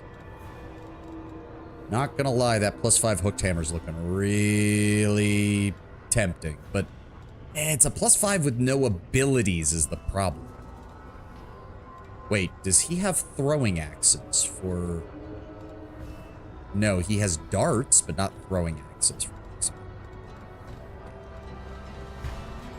What else have we got? Full plate +5, full barding +5. Okay, so he doesn't have anything that actually has an ability. He just has stuff that gives enhancement bonuses. That's all it is. Amulet of Mighty Fist +5. That's 100,000. Good lord. Agile Fist, Ring of Protection +6. Raider Kinetic Diadem. Belt of Physical Might, Belt of Physical Flow, Belt of Physical Form, Natural Armor. Does he have anything else? Mental Perfection. Bracers of Armor +7. Hot damn. Cloak of Resistance +6. Vast Intelligence, Inspired Wisdom, Headband. Ooh, he's got a lot of shit. That's really fucking good. Is it again just regular? Yeah, it's just regular plus items. God damn, he has a lot. Anything else? Bag of Holding large for an additional 300 pounds. Bag of Holding regular and Bag of Holding small. To be fair, we can carry almost 6,000 pounds of equipment thanks to Ulbrig and his lordly fucking strength. So, not exactly a problem.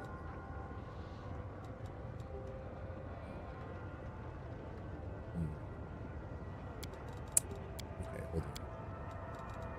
Hold the phone. So, physical form would be the one that I want because that would get me to a +6. And then Greater Kinetic Diadem is another 98,000. Good lord. But that'll give me another 1d6 worth of damage on regular blasts and 2d6 worth of damage on composite blasts. That's 188,000. Okay, well, good time to sell off some of these, the items that I picked up from those guys. Composite short bow can go. Shock composite bow can go.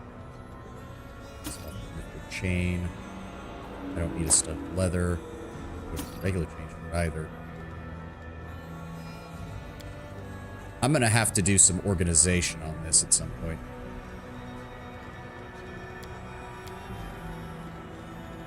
Are there any... Hold on. I have never used the Brazen Whip. Like, it's just...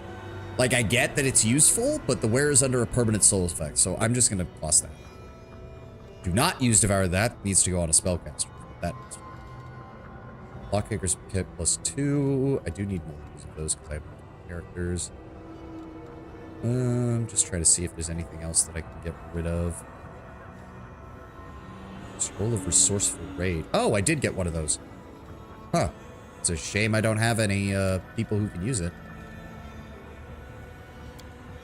Oh, bulk sell. There we go. Drop all those off. I mean, I suppose... How much... Yeah, the party carries almost 6,000 pounds of equipment. I guess I really don't need the bags of holding anymore. Like... I mean, there's no point in not having them either, though.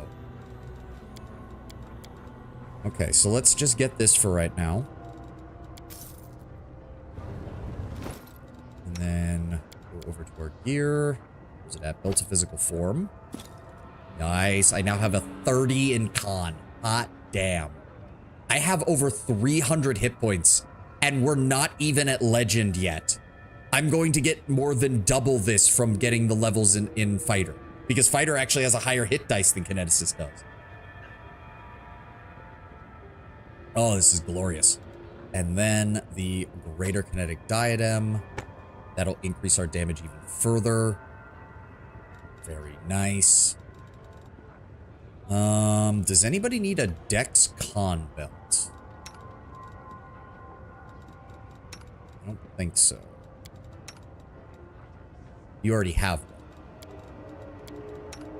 Ivu, I really need to get some better belts for you guys. Strength and dexterity. That would actually be better for her than... Ooh. No, give that to Regil so that he deals more damage and hits more accurately. Then go ahead and give Arushale the Dex Con so that she's a bit tougher. Do you have a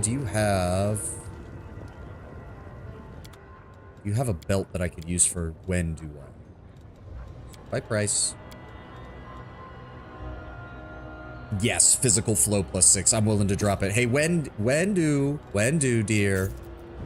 I hope you're happy. I just bought you a 90,000 gold fucking belt. Where'd it go? There it is. So that takes her from a +35 at her max with 19 to 24 damage base to 37 with a 21 to 26 and a 26 to 41 on her second. Very nice. Very nice. Oh, that's glorious. Let's see what we can do. And declared pirate spellcaster. Huh. Pirate spellcaster. Isn't that the guys we killed in the other islands? Helmsman, do you have anything to say, or you just be like, there you are. It was a truly inspired idea to invite you on this voyage. Oh, how I long to retake what is lost. Are you ready? We will go.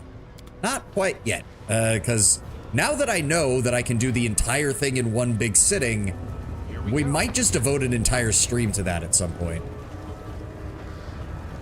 And also when I inevitably need more money, because I just blew through a quarter of all of our savings. But hey, more stats. More stats, more stats. Okay, so the port is actually fairly small. I was expecting more, honestly. Oh, was this only added in the DLC? Is that why this place didn't exist? Yeah, I'm also noticing none of the buildings are changing shape. At least nothing that matters. I'm going to guess this area wasn't even, you can also top up on scrolls. If I ever used scrolls, that would be important. Beautiful. I'll admit. I never remember to use scrolls. I'm horrible.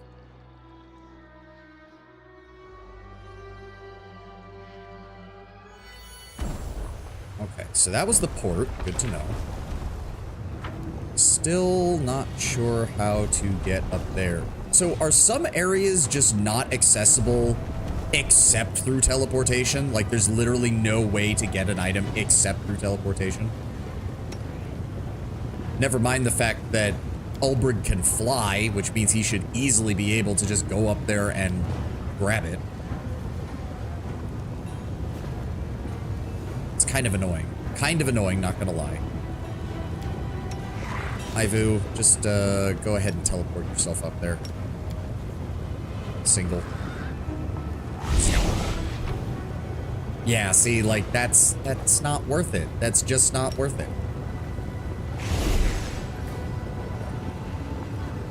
Right, I do think we need to right, I'm gonna admit I really don't like. Here we go. I mean, like, I like the concept, but good lord, I'm gonna lose my mind as this keeps going, aren't I? Alright, go this way. And then that comes down. We get to here. Then we need to... There should be a way to go around, right? Yes. Yes. No, you have to go into the Bad Luck Tavern in order to get above this section of... Can't make the demons wait. Wait, do you have a name? No, you're just a beggar. Rotten. Oh, that's not. No. This is the entrance to the infinity.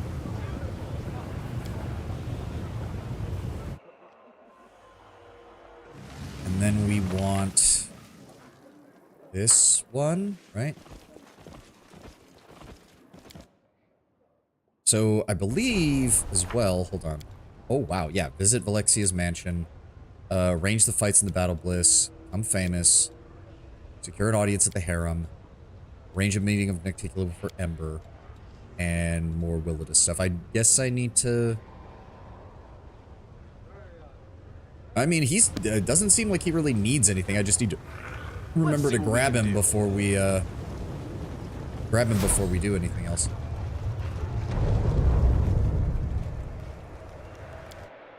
Oh, no, wait. That was not what I wanted to do. I wanted to use the portal over here to see if I can unlock it. I completely forgot to do that when we were over here last time.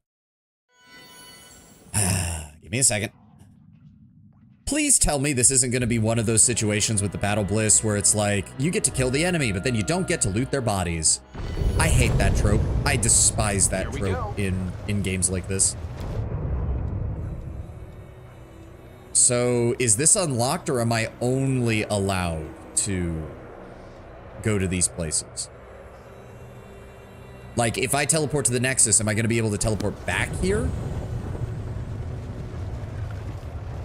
You need the tokens. How do I get the token? I can handle it. Didn't he give me the token? Well, okay, so I don't... Never mind. We're just going to go in with who we've got, then. I was considering going and swapping people out, but...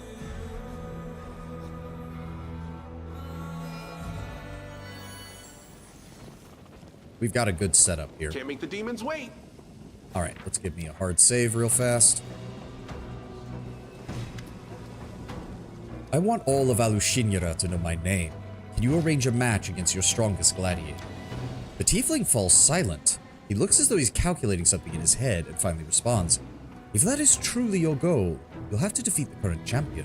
If you kill Geldafang, your name will be on everyone's lips. But you'll need to prove yourself if you want that opportunity. A fight with Geldafang is a big deal in Alushinra. Only members of the Nahindrian League, the most elite of gladiators of the Battle Bliss, are considered worthy opponents. Killing others just to entertain spectators. Creatures of the abyss sow death and destruction in such a careless, casual manner. But it is extremely difficult to join the League. You'll have to slay an active member and take their place. If you wish to fight the champion, you'll have to spend quite a bit of time in the arena. If you would like, I can arrange a fight between you and another newcomer. Prove yourself in the battle, and I'll find you a match against a more reputable opponent. Fine, I'll prove myself. Who's this newcomer? I'm glad we've reached an understanding. I'm ready to enter the arena. You're in luck then. For the past several days, Amangaleth has been obsessed with recruiting new talent. He wants to introduce a promising new fighter to the arena. I think you could play the part perfectly. Amangaleth may even give you a chance to earn your place in the league. However, if you do become a candidate for membership, be careful. You will likely be matched up against a very dangerous opponent. Will this be a fight to the death? Of course. Every fight must end in the death of a gladiator. It's the most important part of the show. Many of our spectators come here just to watch the gladiators finish off their fallen opponents. They want to see spectacular death scenes, cunning coup de grace. Of course, some fighters survive the ordeal and can be pieced back together, but... The tiefling gives you an appraising glance. I wouldn't bet on it, if I were you. Who's my opponent? The tiefling looks questionably at the imp who's peeking out of the bag. The imp shrugs and waves his hand dismissively before disappearing again. Zeklik's turning back to you. Some nameless newcomer. Okay, weird. I'm ready. I wish you good luck. If you die, greet death with a sweet kiss. Better still, slay your opponents, return alive and victorious. Okay. This fighter is a nobody from nowhere. If he survives, you'll all worship the ground he walks on. I'm seeing a bunch of...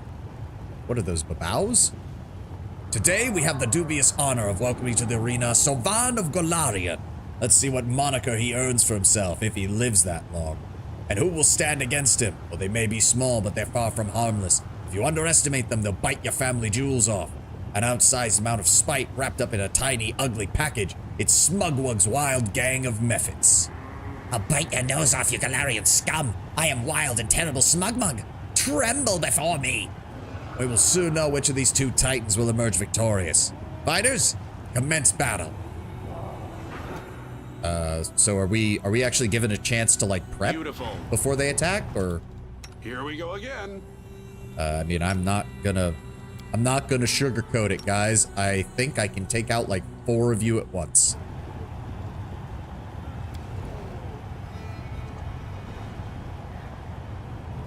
It's either us or them. Well, 3 of them are down, including Smugwug.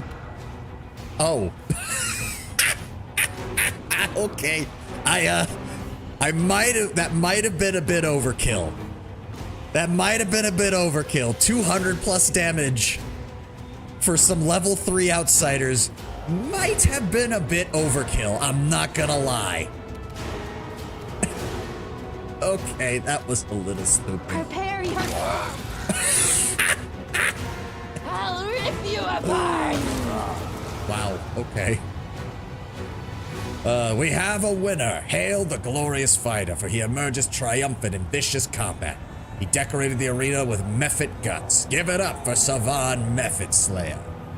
Hey, who knows? Maybe someday he'll get a chance to fight against a member of the League once they start accepting Mephits into their ranks. Oh, and no loot because they're Mephits. Fuck.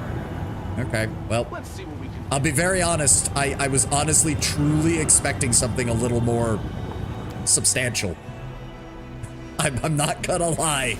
I really thought they were gonna put me up against something more difficult, but apparently not. Is that your idea of a joke? Were you trying to humiliate me? Why in the hell would you put me up against such a ridiculous opponent?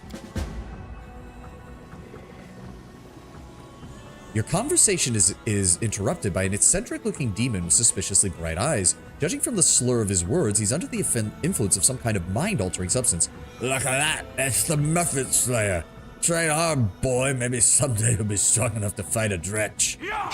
Oh.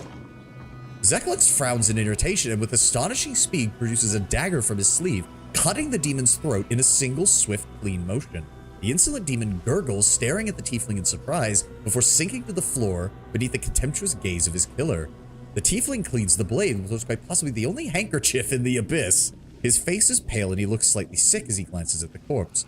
What a brute, he mutters to himself, then turns to you. Please listen to me, good sir, before you draw your weapon. Yes, this was an outrage. It wasn't my idea. This was done on a Mangaleth's orders. He came up with the brilliant idea to match you up against Mephit. He thought the crowds would find it funny, and there was nothing I could do to stop him. I assure you, this will not happen again. Quick as a flash, Zeklix produces a gold coin from the bag and places it in your hand. This is for you. From now on, you have free use of the transportation ark that is located next to the battlefield. This is one of the privileges afforded by the arena's gladiators. Give me a proper fight. Zeklix closes the bag hastily to prevent the imp's agitated efforts to escape. And I promise that I will arrange a proper fight, but first, I need a favor. I will arrange a match against the Flayer twins. However, they're supposed to fight someone else, so I have to find a replacement. Unfortunately, we don't have enough decent fighters left for the arena.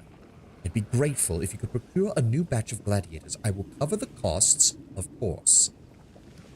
I am not a slave trader. Zeklix frowns and exchanges glances with the imp as it picks out of the bag. Why not? Does it violate your principles? This is the abyss. Scruples will not do you any good here. Fine. I advise you to keep your morals on a tight leash, good sir, if you wish to survive. But, fine. I must to take them. I'll try to make sure your fight with the Slayer twins takes place as soon as possible. I really don't like being called Mephit Slayer. Please tell me there's a way to change my title.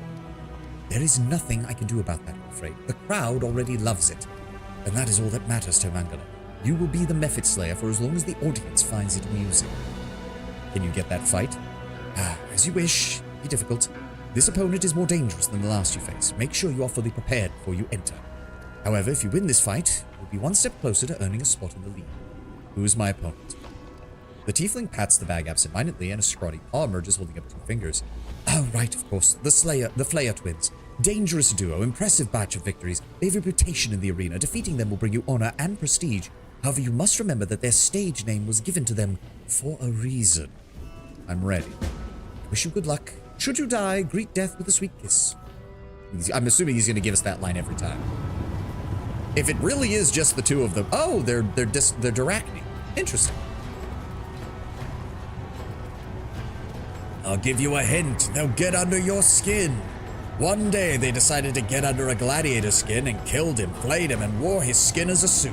Meet the duo who makes all twins terrifying. Today they're gonna dress themselves in the height of Galarian fashion. The Flayer twins. I'll make a pair of shoes out of you, soft, spineless outsider. We'll see which contestants survive and which ones decorates the arena. Fighters, begin. I mean, if the game is just gonna keep handing me the opportunity to drop nukes on them the second the fight starts, this is not going to go very well for them. Kineticists have one hell of an alpha strike. Oh, what? Oh. You dick. Also, how much health do they have? Oh, they start at level 20. Okay.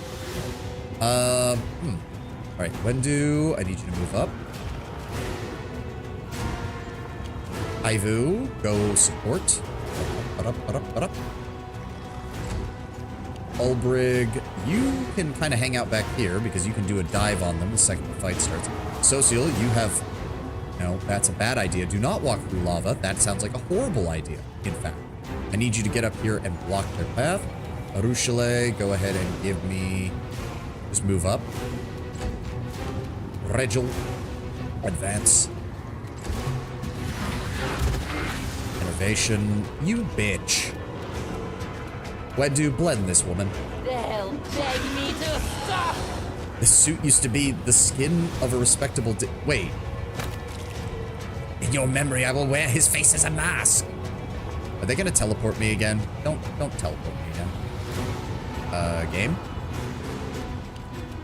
Oh, the way she said it made it sound like the real Flayer sister was inside the Darachne's body or something. That's what I honestly thought was gonna be the case. Good bite. And as for me, can I get to him? I can. Getting a free hit meant ending the fight before it starts for me. Yeah, I bet. No, let's just go with, I've got plenty of burn. Go ahead and give me a long range extended, maximized and empowered. Goodbye.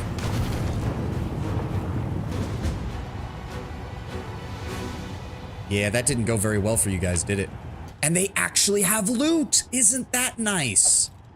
The Toxic Wrap grants its immunity to acid, also makes enemies sicken for 1d3 rounds upon landing a sneak attack unless they pass a fortitude saving throw. Not bad. All-round defense. Whenever the wearer of this ring is 10 feet from the companion who wears the same ring, they both gain the back-to-back feat. If they both already have the back-to-back feat, they gain an additional +2 AC. Not bad. Not bad at all. And the Armor of Vigilant Sprouts. Whenever this wearer of this +4 padded armor is hit by a sneak attack or an attack of opportunity, the attacker must pass a reflex saving throw or become entangled for 3 rounds. Okay. A nice spread of what I would call aggravation equipment designed to make things harder for the opponent. That wasn't too hard, though. And they were worth about 1,800 experience points a pop.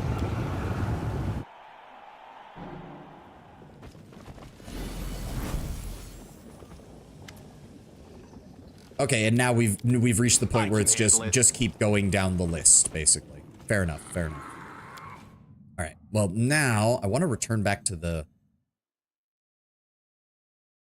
Well, do I really need to swap anyone out? Is the question? Like, not really. Maybe leave Regil and take a spellcaster so that we have someone with proper magical support. Might be a good idea. We can also check in on the kid that we picked up. I don't like how long the loading times are taking in this place. Like, for Arushinura proper, I understand it, but it's a bit weird when it's having to load places like this. Ulbrig. Oh, where's the kid?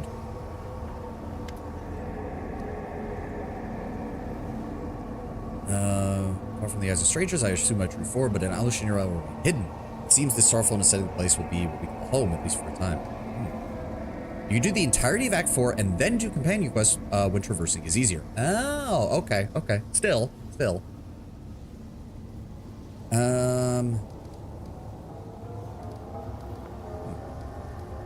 Tell me, what do you think of the one you call the champion of Galari?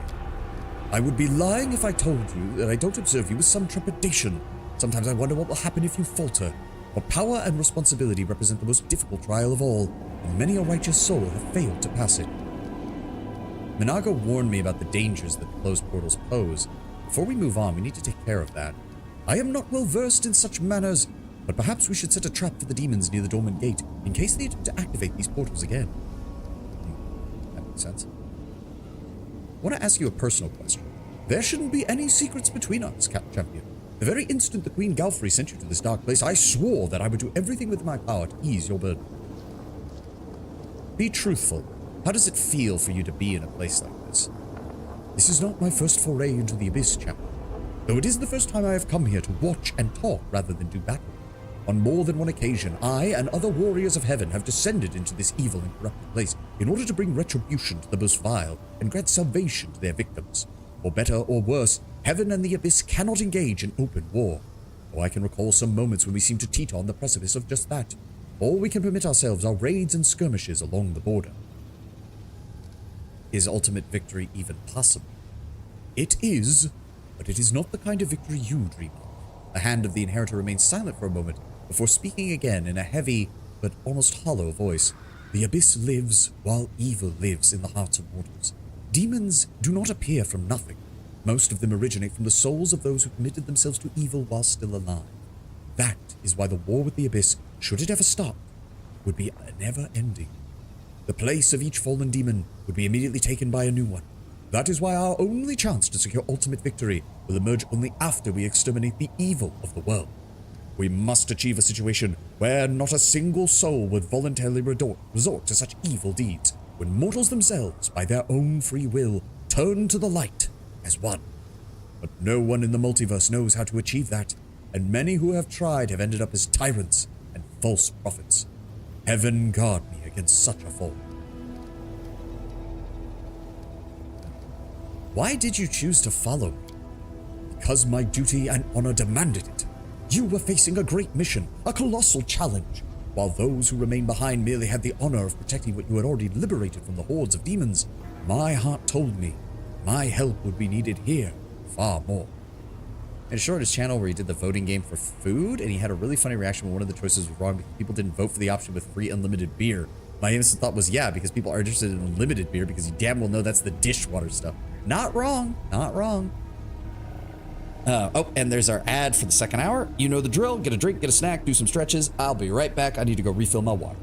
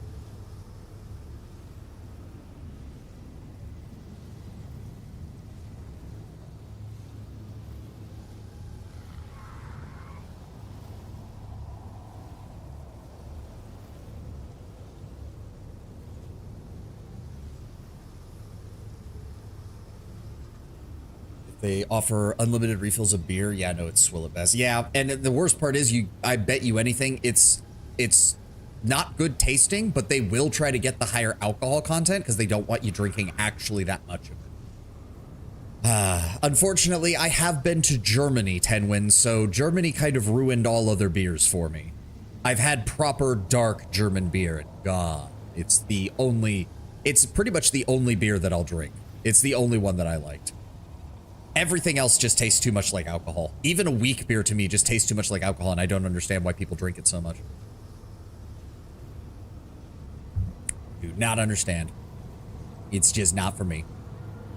But as I said, I've had dark German. The only other one that's really good, I've had some, was it Belgian or Dutch? It was one of them. They had a very light beer, it was the opposite from the very, very dark German beers. They had a very light beer, wheat beer, I think is what it was. That was surprisingly good. Not as good as the German darks, but given how little stock I put in most beers in general, it wasn't bad. And what are your thoughts on Galfrey's latest order? Iomade has never striven to rule over mortals. She has only guided and helped them. I felt that I should follow her example and never try to interfere with your way of life or question it overmuch. What I will say is that I am certain of the necessity of our mission, as I am the sharpness of my blade. What surprised me, truth be told, and settled me too, is the cruelty with which my noble sister-in-arms Galfrey dispatched you here. The Queen has every right to give orders to her commander, but a right without righteousness is worth little. Notes of chocolate, aged oak, lime. Taste it. I only taste disinfectant. Thank you. Thank you. I'm not the only one. Like, there's two types of alcohol that I can tolerate. One, as I said, is the really dark German beers because I can actually taste something there rather than just alcohol. And the other is, I'm not even going to sugarcoat it, really, really fruity, like, alcohol drinks. Various ciders, any kind of mixed fruit juice with alcohol I can kind of tolerate. Or if you just mix, like, vodka, like unflavored alcohol with, like, fruit juice. Those are the only ones I can handle. I've tried whiskey. I've tried, like, rum. Okay, hold on. Rum is like the middle ground. Rum is like I can tolerate this because at least it has some flavor to it that isn't alcohol. But a lot of the others just don't. Is there anything you can help me with? I will follow you, remaining invisible so that our enemies will not be the slightest suspicion of my presence. When you need advice, I will give it to you. When you are stricken by disease, I will come to your aid. No matter how long you may have to travel through the abyss, you can count that I am near and that heaven has not forsaken you. I prefer chocolate milk over mustang. Not gonna lie, you're not wrong, runner. Not wrong. Going full fashion police, mocktails, passion fruit, mocktail daiquiri, my favorite. I mean, I've had some cocktails that are decent. I don't know. Like, I am much more of that, like, like, give me a good root beer. Give me a good root beer. It doesn't even have to be alcoholic. I have had some good alcoholic root beers. They're okay.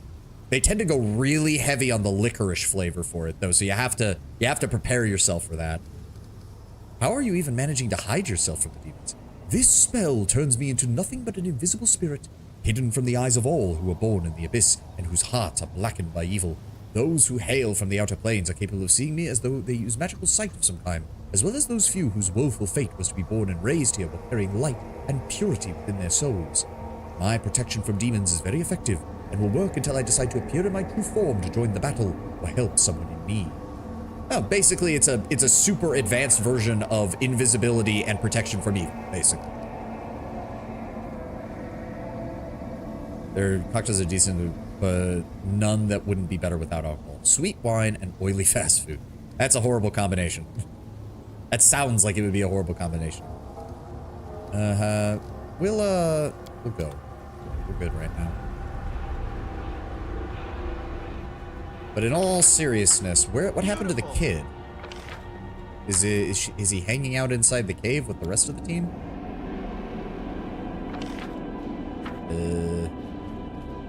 Woljif, Greybor, Sela, Ember, Darren, Social, or does the kid just not show up? Because that would seem a little bullshit, not gonna lie.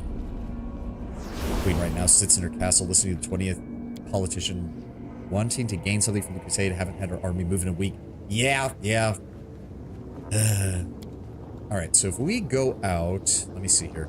So Wenduok has been having a lot of dialogue choices, so I do want to keep her. So does Aru. So let me see here.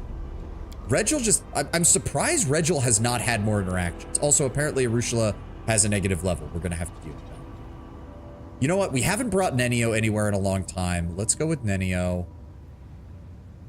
And I don't really want to bring Camellia. Let's drop. Ulbrig is really good. Alcohol. You sure about it? Sure about what? Alcohol, kind of sweet, red wine and pizza, burger, fried chicken and chips.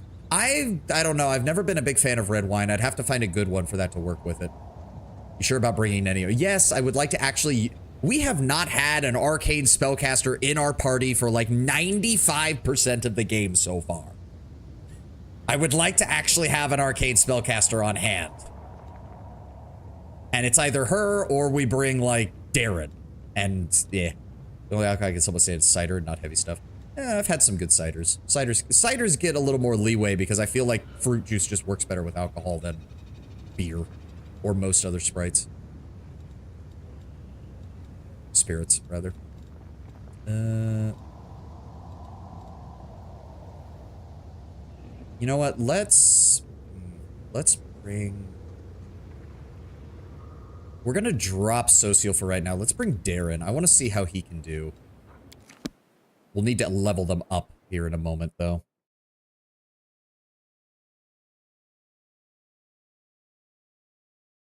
When was the last time you had Darren? The Lost Chapel.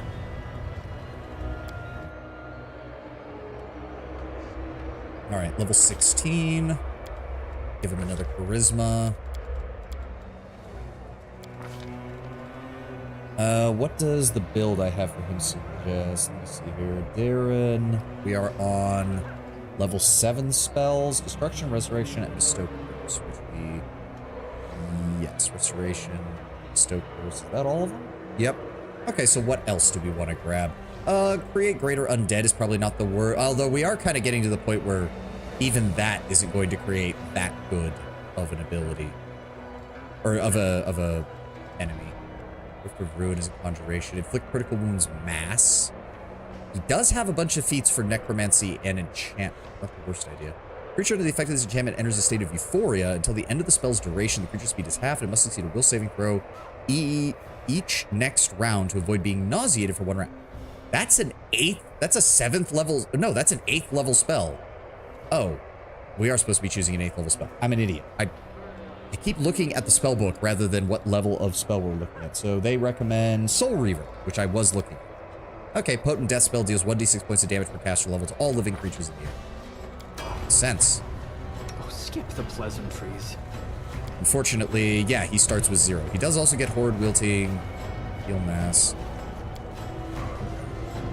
And then what does it suggest for his next... What is this, number 5? 5. Improved Abundant Casting. Makes sense. Where is it at? There we go. Rules are made to That be gets broken. him 12 first level spells, 12 second level spells, 12 third level spells, 11 fourth level spells, 11 fifth level spells, 11 sixth level spells, and we're currently at 6, 7, and 0 out of 3 8th level spells. Very nice. And he still has the Phylactery Positive Channeling, which gives him that. This is cool and all, but for right now, because I don't have anything that gives him... To be fair, I usually only use this out of combat. I should just get used to swapping it in. Do I have a... Yes, Headband of Alluring Charisma. Go ahead and throw that on him. Now he's got a +9 on that. He's got this. Let's go ahead and give him... Constitution's nice and all, but Belt of Physical Flow will improve his ranged accuracy. What else does he have? Boots of Free Reign, so that means it completely counters his Oracle Curse. We don't have to worry about that. +1 bonus to all saving throws against fear effects. Chainmail of the Dragonfly. Mainly because this looks like something he would wear. Oh, do we have a better necklace for him? There's no... Come on, we've got to have a better necklace. Wardmaster Amulet, and just give him an Amulet of Natural Honor. Lens of Prolonged Gaze, I need to sell that. It's worthless on me. We have a... Nope, that's Cloak of Cleansing, Cloak of Resistance 2. That's a Librarian's Cloak. I want to put that on you. There we go. Oh. Oh, okay, so the Magician's Ring. But it also still increases save DC of illusion spells, which is still really good. Earth Unleashed, Prismatic Ring, Ring of Devastating Will. If a character makes a successful will saving throw against an attack that normally does half damage. Okay, that's helpful, but it doesn't really change anything. Sacred Touch. Visible Fire. Headband of Vast Intellect. Braces of Bravery. No, Braces of Armor are better for her right now.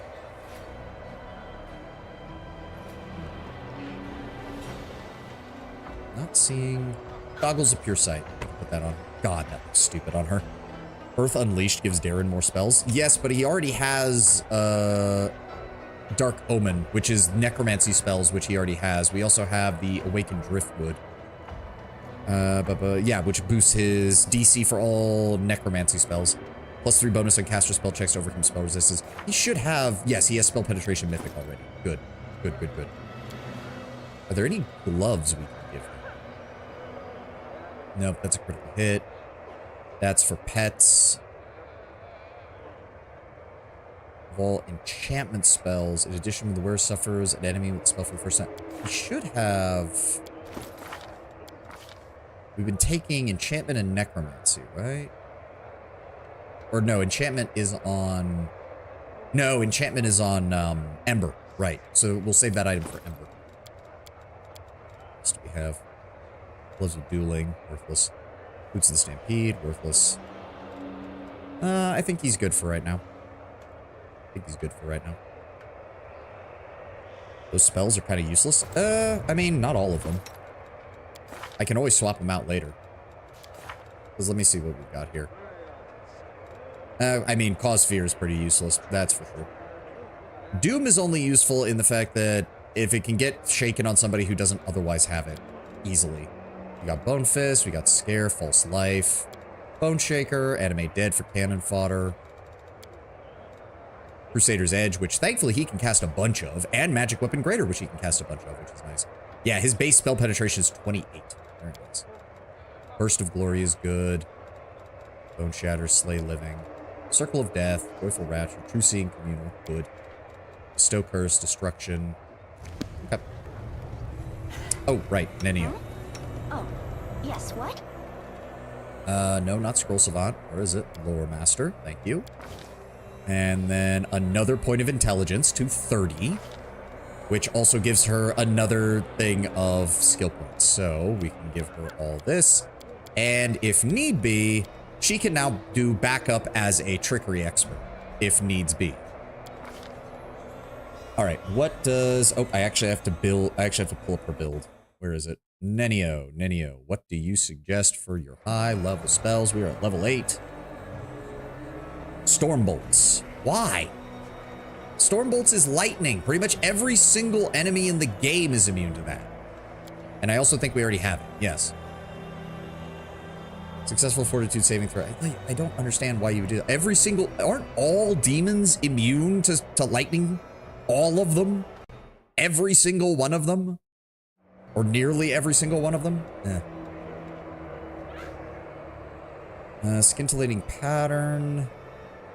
Equal to your castle. Okay, so that's worthless. Enables you to create a partially real illusory version of Chain Lightning, Cold Ice Strike, Key, Shout, Shirako, Caustic Eruption, or Elemental Assessor spell. If recognized as a Shadow Evocation greater, a damaging spell deals only 3 fixed damage. Okay, Frightful Aspect, Iron Body, Polar Ray, Power Word, Stun. Sunburst. All creatures within a 50-foot burst centered on the target point within long range. Not the worst, though. It's evocation, though. She doesn't really have points for that. Shit. Hold on. I need to check her. What was I building her towards with this build exactly? She can still use her scrolls at max level, which is nice. And then... Nice. Right. Conjuration and illusions is what she's doing. She also has bolster. Critical, precise shot. Good. Yeah, she's got that. She's got scroll mastery. Spellbook. She is at 15th level. It seems that whoever made your guide wasn't a hardcore player. Yeah, no, they're not. I did not go for hardcore spells, like at all. And then, so wait, what do they actually? Yeah, 16 is lore master. There's nothing else there. And then, so let's get this done. Let's get this done. Nope, lore master, way up here. Oh, she does pick up. What is greater lore? What even is that? At 6th level, the lore master gains the ability to understand magic items. Whenever a lore master examines a magic item to determine its properties, they gain a +10 circumstance bonus on their knowledge arcana skill check. Which, that's really for roleplay purposes only. I don't think Alcat has ever made an item so hard to identify that you would need this in order to do so. This in. go. As for her 8th level spell, permanently shaken and sickened, a successful will save reduces the duration to the round. Sea Mantle, Shout Greater. Creature in the area of the cone can negate the stunning and halve the damage with a successful fortitude save. Necromancy is a problem for her because she can't do that very well. Dragon Pine, Euphoric Tranquility. Thinking Power Word Stun, maybe? Any creature that currently has 151 or more hit points is unaffected. For 50 or less, the duration is... I mean, to be fair, 100... the problem is we've got a lot of enemies that... We're getting up there to the point where if they're within 150 HP, I should be able to find a way to kill them in a single round. Like... Because otherwise, we're going to have problems. Like we saw with that one dude. The weird jackal-headed guy. You can heighten spells if you took a feat. I believe I did. I took either that or Bolster. I don't know. Polar Ray. One creature within medium range. Succeed on a ranged touch attack with a ray to deal damage to a target, dealing 1d6 points of cold damage per caster level and 1d4 points of dexterity drain. At this level, 1d4 points of dexterity drain is shit. It would need to be like 1d4 points of dexterity drain per 2 levels of the caster for it to actually be useful.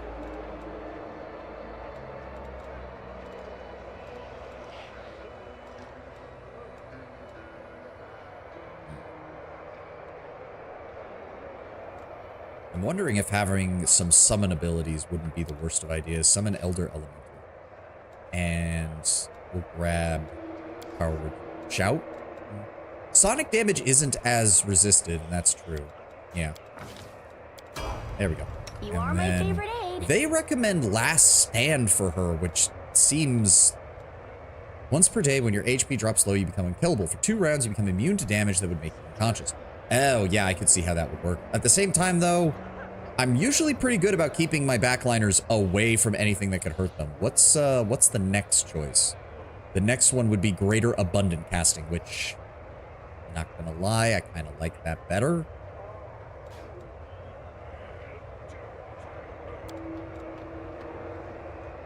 Cast 4 more spells of the 7th, 8th, and 9th levels each. Does not affect mythic spellbooks, unless you merge them, because then it does.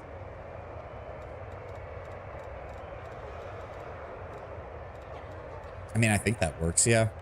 Yeah, I'd rather grab that. I'd rather grab Greater Abundant Casting.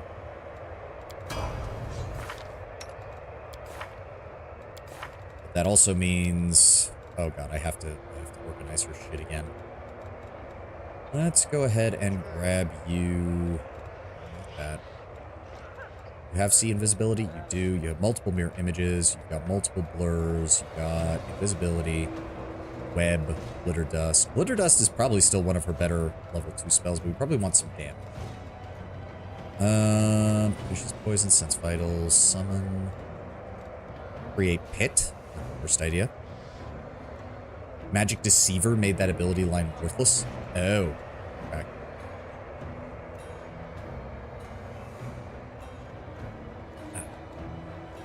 Let's go with... Damage only occurs once, but makes the entire area difficult terrain. I'm actually not opposed to that. Because difficult terrain can be a bitch for anything that has to walk. We've got Battering Blast for force damage. We got Fireball for rage. We got Haste for support. We got Displacement. With that. We have Rainbow Powder and Phantasmal Killer, Greater Invisibility. We have plenty of Phantasmal Webs, Mind Fogs, Thought Sense. Probably should only need one of those, honestly. Let's go ahead and grab an Icy Prison.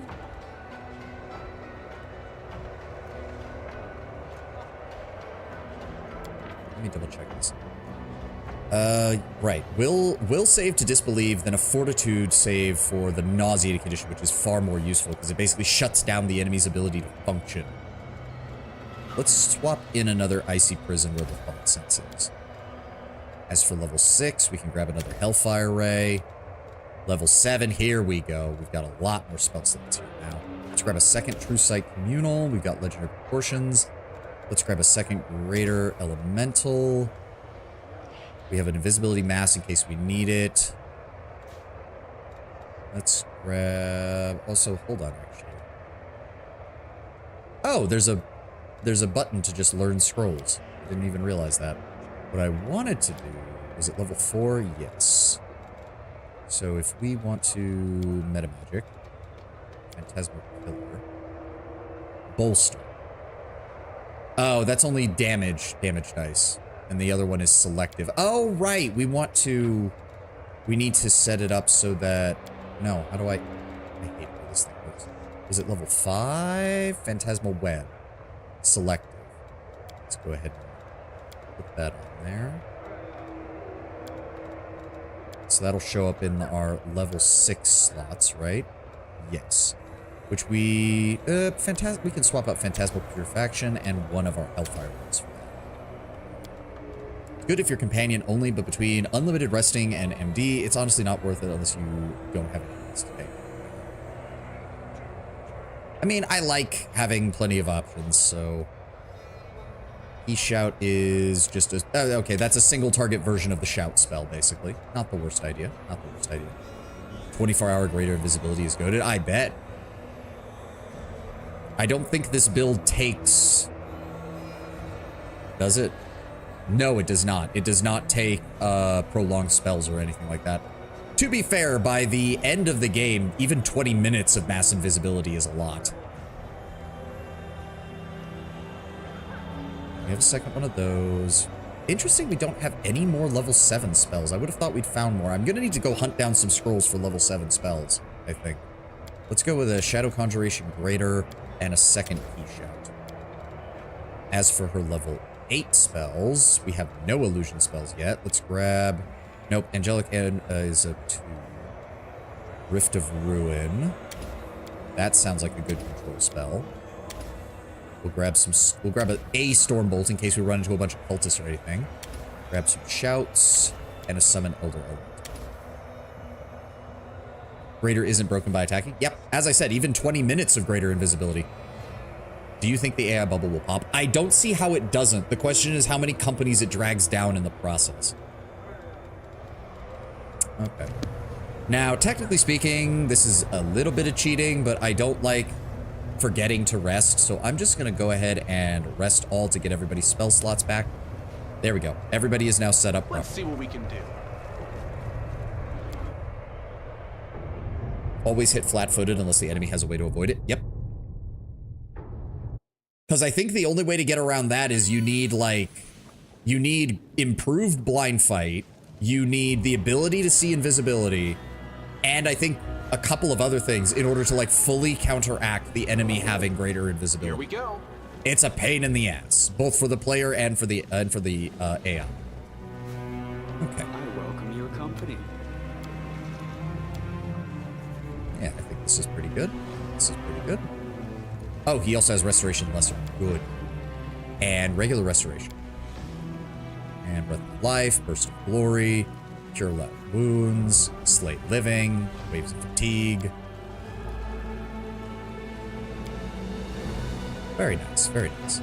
Curious what will go away with it if the AI bubble pops. A majority, if not all, the data centers will be shut down due to the absurd cost of them running, which means the AI will either become extremely expensive to maintain or use it all or completely go away in its current form. I'm curious how many companies that will go bankrupt and how many computers will break. Well, the main thing that will happen when those data centers go down is they will desperately try to sell off all the hardware, which means if the bubble does pop, graphics, well, for one thing, the crypto bros are going to love it because they're suddenly going to have a glut of GPUs that no one's going to want because there's just going to be too many of the damn things, and they're the only ones who are going to really be able to use it. The RAM, yeah, don't even get me started on the RAM. All right. Ooh. My fight in the arena was far from fair, Karo explained. The imp squeals angrily as he tries to get out of the bag. Zeklix holds the bag firmly shut, fighting to keep the belligerent companion inside. I swear it was Imangaleth's idea. As you should already know, he is not a fan of fair fights. I regret that you were caught in this trap. However, you held up quite well. But quite the talent. I'll be able to arrange you a match against a serious opponent, maybe even a champion. Alright, give me what you got. Yes, I already know how this works. By fighting a member of the League is a privilege. You have to earn the right to face them in battle. Now, I might be able to help you on that front, but first you must do me a favor. I need you to give a gift to the current champion. I'd like to send her the most beautiful succubi from the 10,000 Delights. I need you to make a deal with them and convince them to provide their services to Geldefang. If you do this, Geldefang will be happy for me to arrange a fight between you and one of the League's fighters without delay. Where can I find these succubi? They're a brothel in the middle city called the 10,000 Delights. It is run by succubi and is located near the border of the upper city. It is a magnificent place of pleasures. However, you should be careful. Once you're in there, you'll need to want to keep track of your coin purse and the time. I have known demons who stopped in the brothel for a quick rendezvous and didn't come back out until years later. A lot of Microsoft PCs with Force AI that I now forget the name of. Their main function is just crash until updated to make the AI optional. Probably. And knowing Microsoft, it'll definitely be the latter rather than the former. Give me the gold up front. The tiefling carefully counts out the gold coins and hands them to you. This should compensate your expenses. He carefully counts out the gold coins. Yeah, carefully counts out 40,000 gold coins. Sure. All right. Ready to enter the arena. You'll have to wait until I can find you. However, you can use this time to assist me in a matter we spoke of earlier. Yeah. Okay, I get it. Can't make the demons You want me to wait. go handle that? I will go handle that then. Which means we need to find a way into the middle city.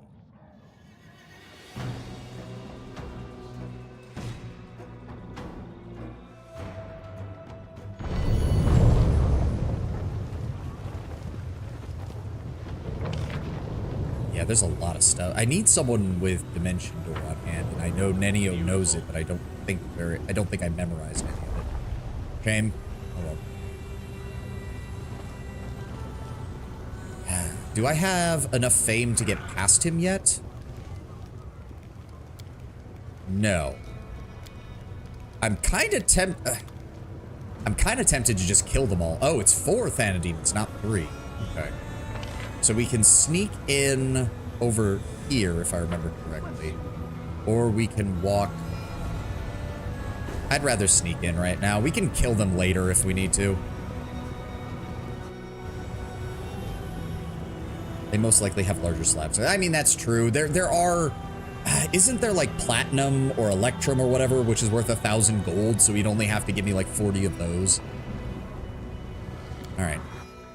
Up into the middle levels. Let's see what we can find here.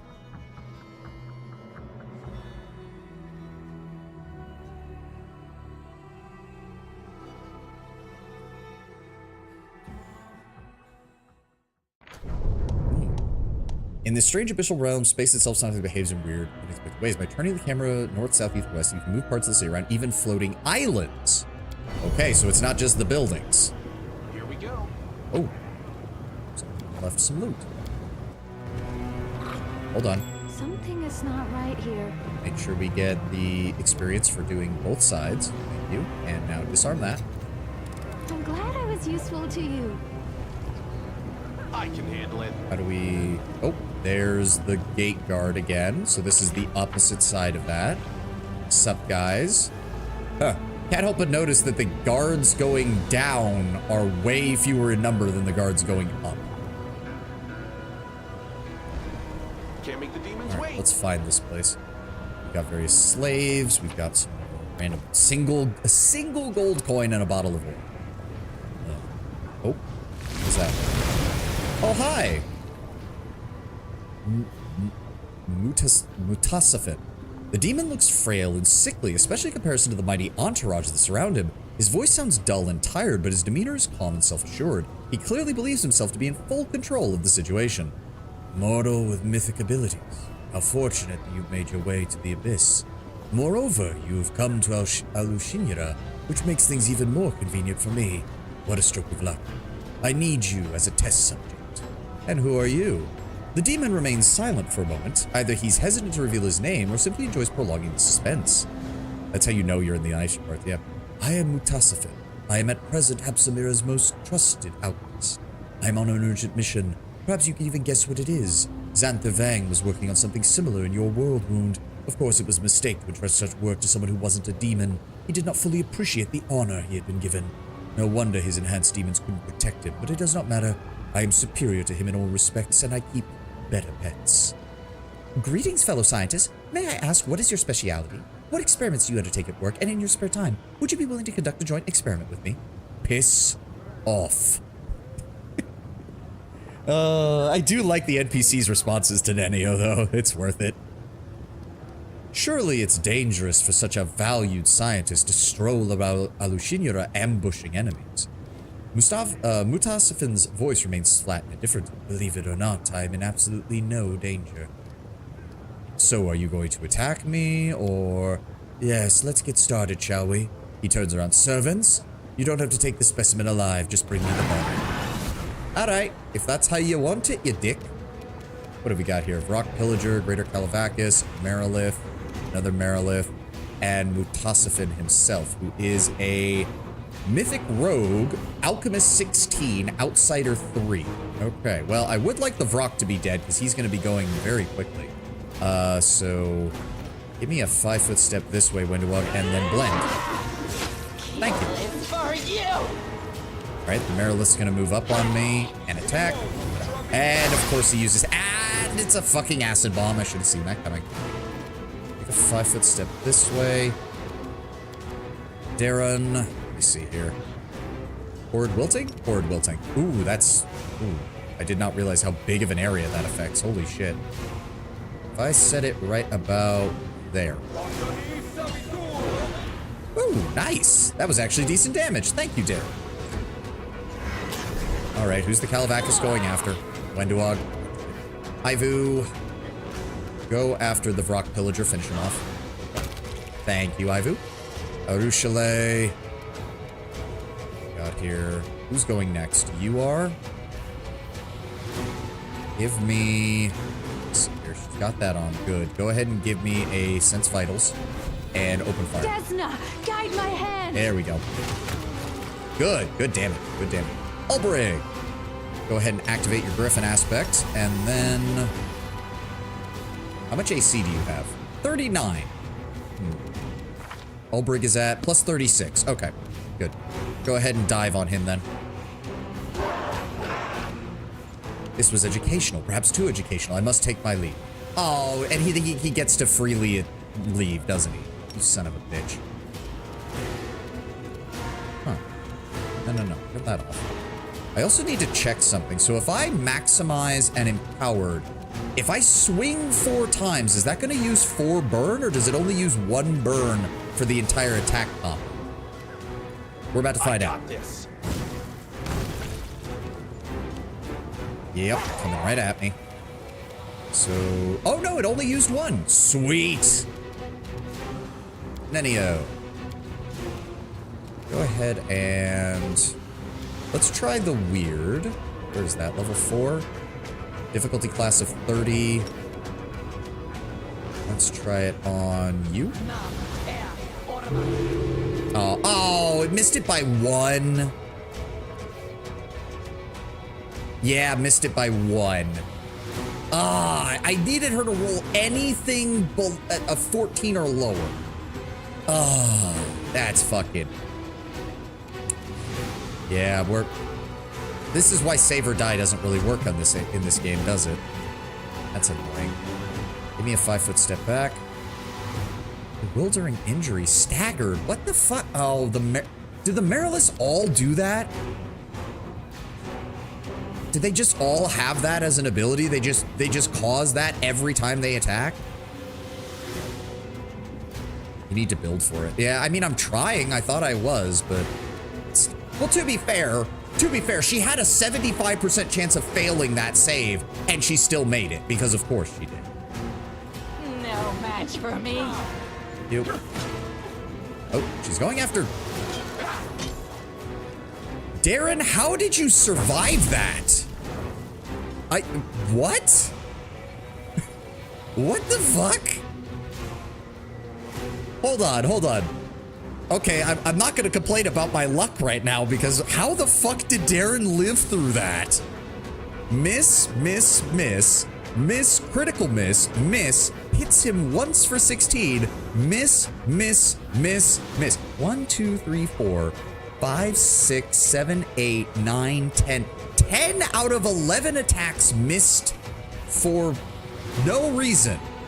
I don't even know what just happened there.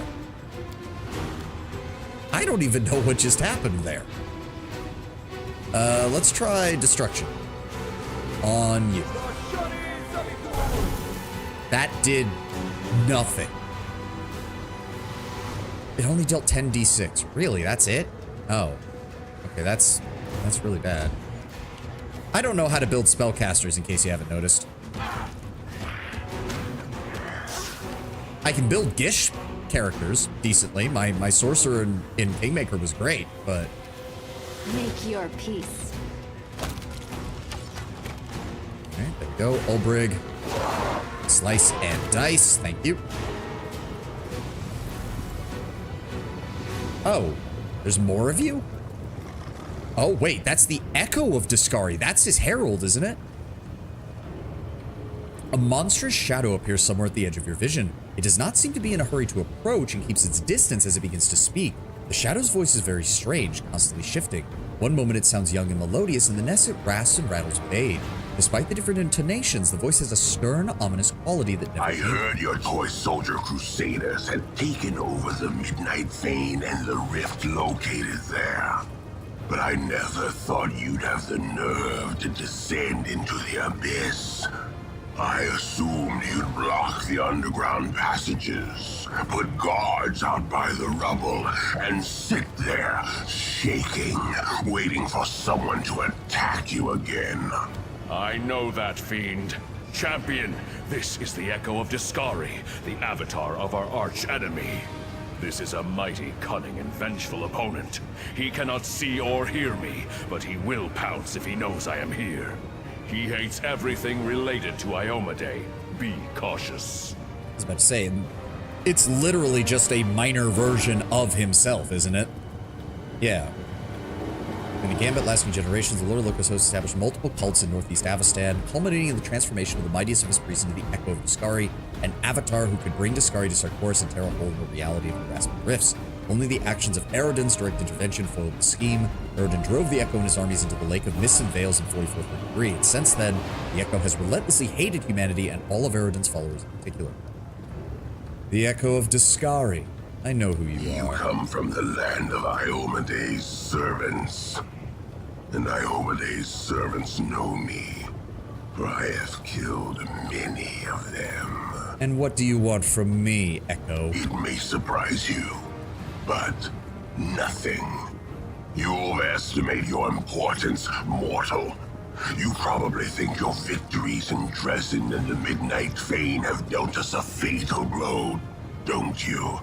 But my lord's hordes are endless, and there are other rifts in the wound that will serve our purpose when the hour comes. So no, I did not come here for you, mortal. You're right. The Midnight Fane and Dresden are both inconsequential to the wider war. Just wait till I get started with you. Your words are nothing more than empty bravado. Last time, it took the power of your god Eredin to stop us, but now he's dead, and the power that mortals currently possess is nothing compared to the power he wielded. You say that. I was looking for Mutasafin. I need to speak with him. I stumbled upon you by accident. What a shame. The demon you're looking for ran away from me in a panic. I doubt Mutasafin even knows how to panic. You did not pose a real threat. He cannot be killed through conventional methods. He left because there was nothing else for him to do here. Also, I'm sure he was in a hurry to explain to Hepsamira why he wasted a few demons on such a stupid escapade. She will not be happy about that. Oh no, she most certainly will not. Sounds like coping a little bit. There was that option back here where it's like, oh, how convenient for you that now that we've defeated your armies there, that these places were inconsequential. I have no reason to allow a leading commander of my foremost enemy to live. Perhaps I should kill you here and now. I have no desire to fight you, mortal. If the Abyss doesn't finish you off quickly enough, I might hurry things along, but not yet. I'm gonna enjoy burning you to a crisp. The Abyss is full of hideous creatures, but you have just met one of the worst. The echo of Discari is an old enemy of mine, both vile and cunning. I wish I could comprehend his dark machinations, but I do not understand why he has revealed himself to us in this way. It seems unlikely that he would come here just to gloat. The angel falls silent, lost in thought. Oh, and suddenly the regular demons are scattered around again. Vrak Pillager, okay, some basic gear and shit. I suppose I shouldn't be surprised that if they knew a powerful demon was coming through, that these guys all cleared out. Oh, the waiting's never fun. Give me the... where is it? Phylactery. Equip that real fast. Missed me already. Fast. There we go. Tops everybody off. Very nice. Go ahead and throw the headband back on. Guessing he doesn't have anything. Yeah, I didn't think so. Okay, so what have we got? To the flesh markets. Portal up. Some more stuff over here. Oh, early sunset. The vague outline of an apparition does not allow you to see the face and appearance of the speaker, but you recognize the voice without difficulty. It's your Azada companion, Early Sunset, and his words radiate dismay. Darren looks like a very stereotypically fantasy character in this model compared to his art. Yeah. Suvan, I have found you at long last. Even with my spells, 'twas no easy feat in the abyss. Where were you before you came here? I have not yet arrived, though I am on my way at the edge of the abyss. I just wanted to contact you to make sure you were still alive. I did not expect to find you in Alushinia. Nasty place. Its ruler is more dangerous than most of the other demon lords. Goes without saying that you should be incredibly careful here. Why were you looking for me? I bring you the latest news of Galarian. You will surely wish to hear it. And I sincerely worried about you, my friend. The abyss is a dangerous place, and it's far too easy to disappear there. How wonderful it is to see I am not alone, and that some of your allies from other planes are willing to rush to your aid. Early Sunset does not react to the angel's words. He either does not see the angel, or he does not consider it necessary to answer. What? No. There's no way in hell an Azada would just ignore an angel. Make fun of him, poke fun at him, make a jest at him, yes. Ignore, no. Something's not right here. Or he doesn't see him. The only thing that stops someone from seeing the Inheribro right now, Tenwin, is if they're not good aligned. So I see. What now? I will soon arrive and meet you in person. Forgive me, but I do not wish to appear within the walls of Alushinia. I will go to the place of the former rift of the Midnight Fane and wait for you there. When we meet, we can talk and exchange news. Good luck. My thoughts are with you. Nah. Something's up. Something's up. Can it be the whole apparition thing? That might play a part in it, but that doesn't... Let's see what we can do. Something's not right here. Something's not right here. Oh, okay, so if I... Ah, okay, so what is down here? Nothing. Oh, wait. Maybe. Ah, there's traps up there. So, we... Portal up. Oh, and now we're on the other side of town. Lord. Citizen, slave, watchful conspirator, Galu Warmonk. Cast spell to see you and talk to you specifically. Can't see those around. Then why would the Inheribro be able to speak about it? If it literally was just in my head, the Inheribro wouldn't be able to know about it either. Oh. Bet he's not just some random gawker, must be a spy. Finish him off. Oh, hi. Sup. 302. 250, 302. Or no, that one's weaker. So why is there a difference? 14 outsider, 10 inquisitor, 14 outsider. Watchful conspirator, 252. Lily 2. And then Galu Rorma. Okay, these guys are going to be annoying. Go for the weaker one. See if we can kill her right off the bat. Which one's that? That one, right there. I'll rip you apart. There we go. Remember my name. Rushale. Target the weaker one, please. I will resist. Thank you. That cleaving damage is so nice. And Phantasmal Killer. Darren is immune to How is Darren immune? Oh, the entity in his head, isn't it?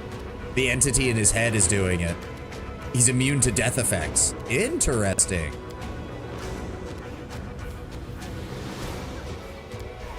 Let me see about this. Curse of Weakness is a -12 penalty to strength scores. I mean, unfortunately, the enemy has a 37 in strength, so it's not exactly going to change much. Also, that puts him in prime range to get smacked. What else do we have? Circle of Death. Through Seeing. Harm. Oh, but that's also a touch rage thing. Will half if used to damage. So, will save of 24. Will save of 22. And will save of 27.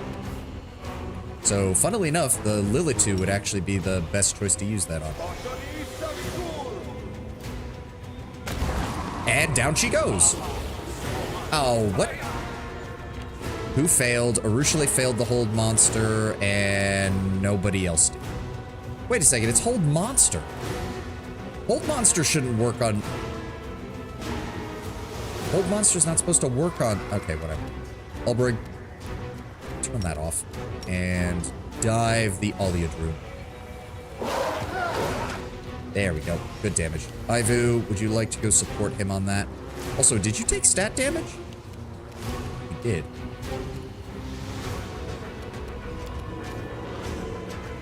Let me see. Haste, Battering Blast. Battering Blast should work on her. Or we can just miss. Thanks, game. Alright, can I attack this guy now? Yes. 4 maximized empowered attacks, please. Damn you! Get fucked. Wendoog. Did his body fall down there? Are you shitting me? Can't make the demons wait. That is... No. Please tell me that's a place I can get to. Yes, that's back where we were. Okay, that's annoying. I finished here. Wow, Is and there that's more? it. That's all they were protecting. Beautiful. Okay, hold on. Go back. Go back the way we came. Hold down. Wait, no, his body showed that there was something you could grab. I know it Let's did. see what we can do. And now it's gone. Fuck you. And where there used to be... Wait, now he's back up. Okay, the game is fucking with me now. The game is fucking with me now. Here we go.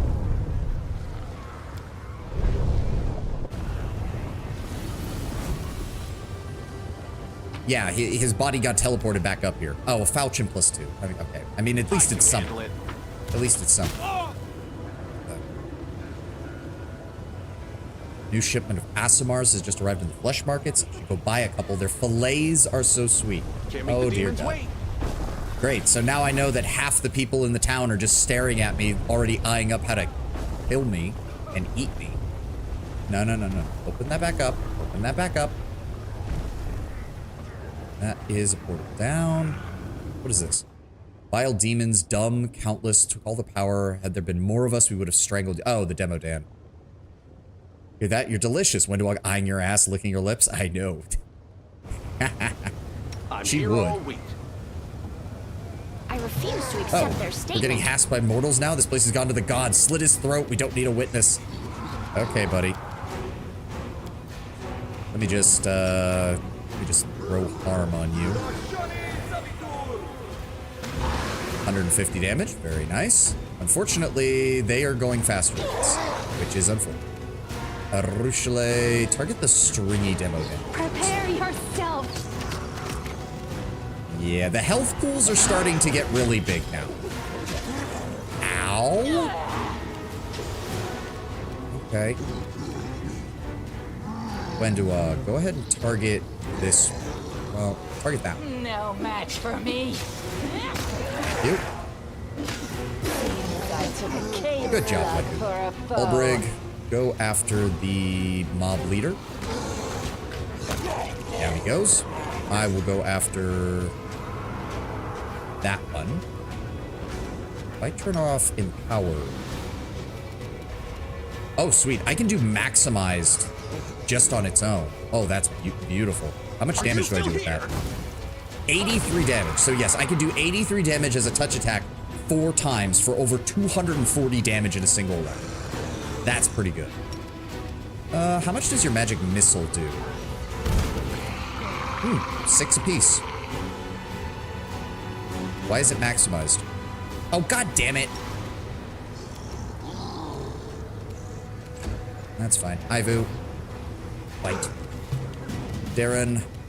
Let me see here.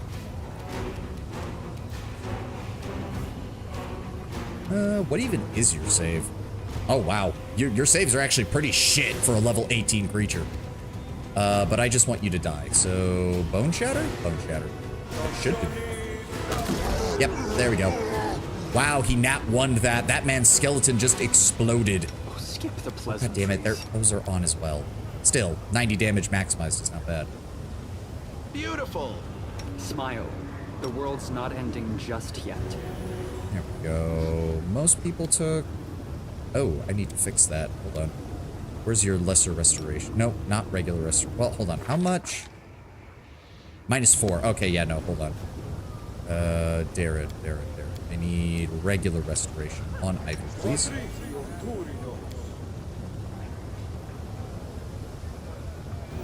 And then I need you to heal on... Oh. There we go.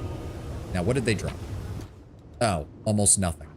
Thanatic Titan's Minor Rune. Okay, I think I know that. That has to go. So you've met Mustafa'son. In Tabletop, he's a genius responsible for creating the Nahadrian Crystal Elixir. He ascended to mythic power from the experiments of another demon lord, Hagenti. Normally, he's quite done with his position in the cults, so he looks for an opportunity to sell out Minago so he can move on. Belt of the Venerated Champion.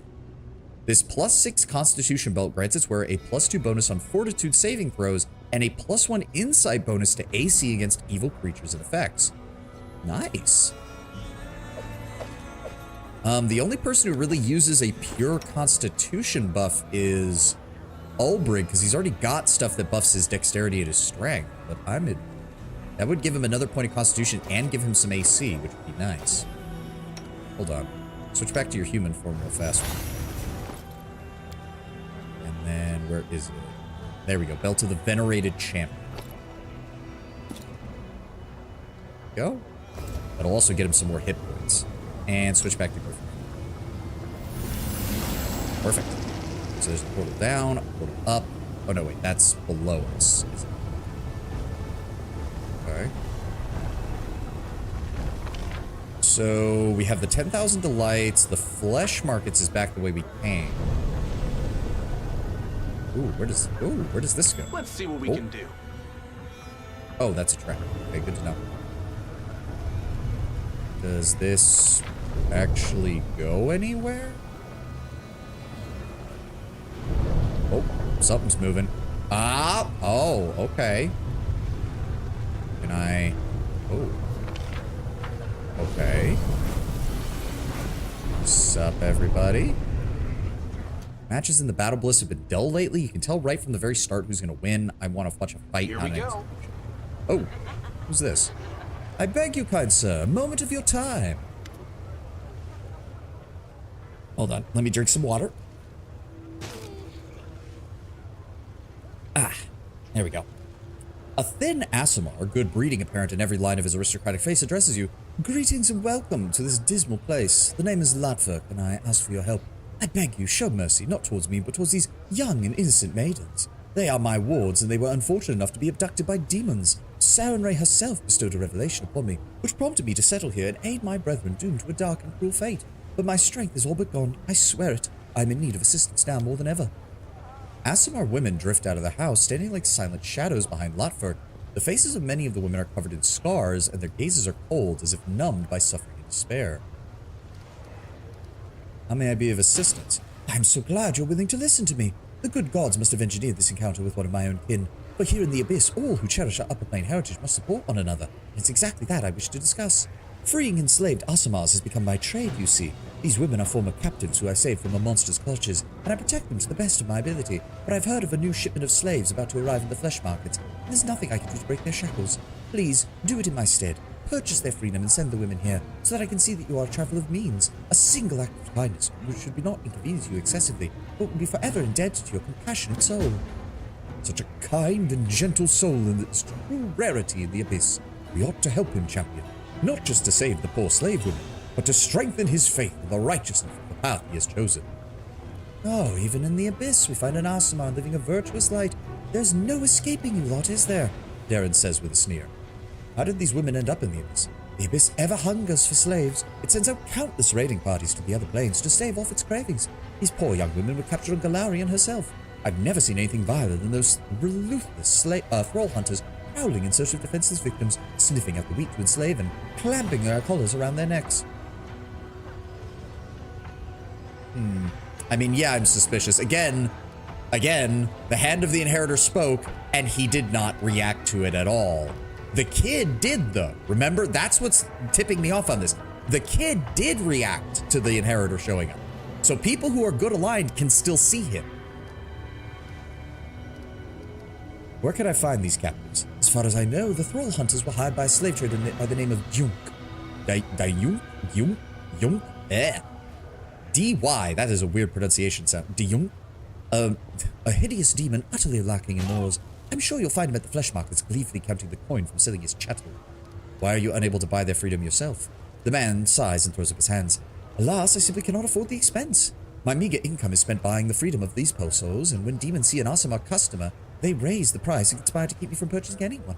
In their eyes, the glee of thwarting me is worth the lost profit. I got the detail about the Hands of Visibility. Yep. Of course, the demons will try and deceive and humiliate you too, but let's put it this way, it would be much less harsh than in my case.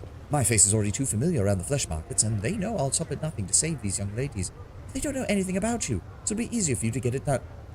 You know, it just occurred to me, he's saving Aasimar, but I can't help but notice that he's only rescued women. Why did they bring these Aasimar women to the abyss? It pains me to think, but there are only two options, both equally terrible. They will be sold either to the 10,000 Delights, that filthy whorehouse whose corrupt souls indulge in the most immoral and vulgar of pleasures. The other option is even worse. I have heard of the Lady Shamira, mistress of Alushinura, who is a former celestial from the upper planes who once served the Lady Sarenrae. That partly explains Shamira's irrational hatred of Aasimars. They say that she buys our kinfolk, takes them with her to the harem of ardent dreams, and there she tortures them mercilessly before dining upon their flesh. She is a monster. Fear her as you would plague or fire. I see. Interesting. Aeon has a choice here. Did I already... Oh, I have a few questions. I do not doubt this. You've hardly expected to trust a member of my race in the abyss. Besides, the very nature of my calling, which is dictated by both altruism and compassion, must seem strange and unusual in a place like this. I'm used to questions and will provide whatever answers I can. That only makes you sound more suspicious, dude. Oh, and there's the ad. Okay, I'm gonna run to the restroom real fast. We'll continue as soon as I'm back. Wow, we've gone 3 hours and it feels like we haven't even explored half this city. All right, I'll be back in a moment.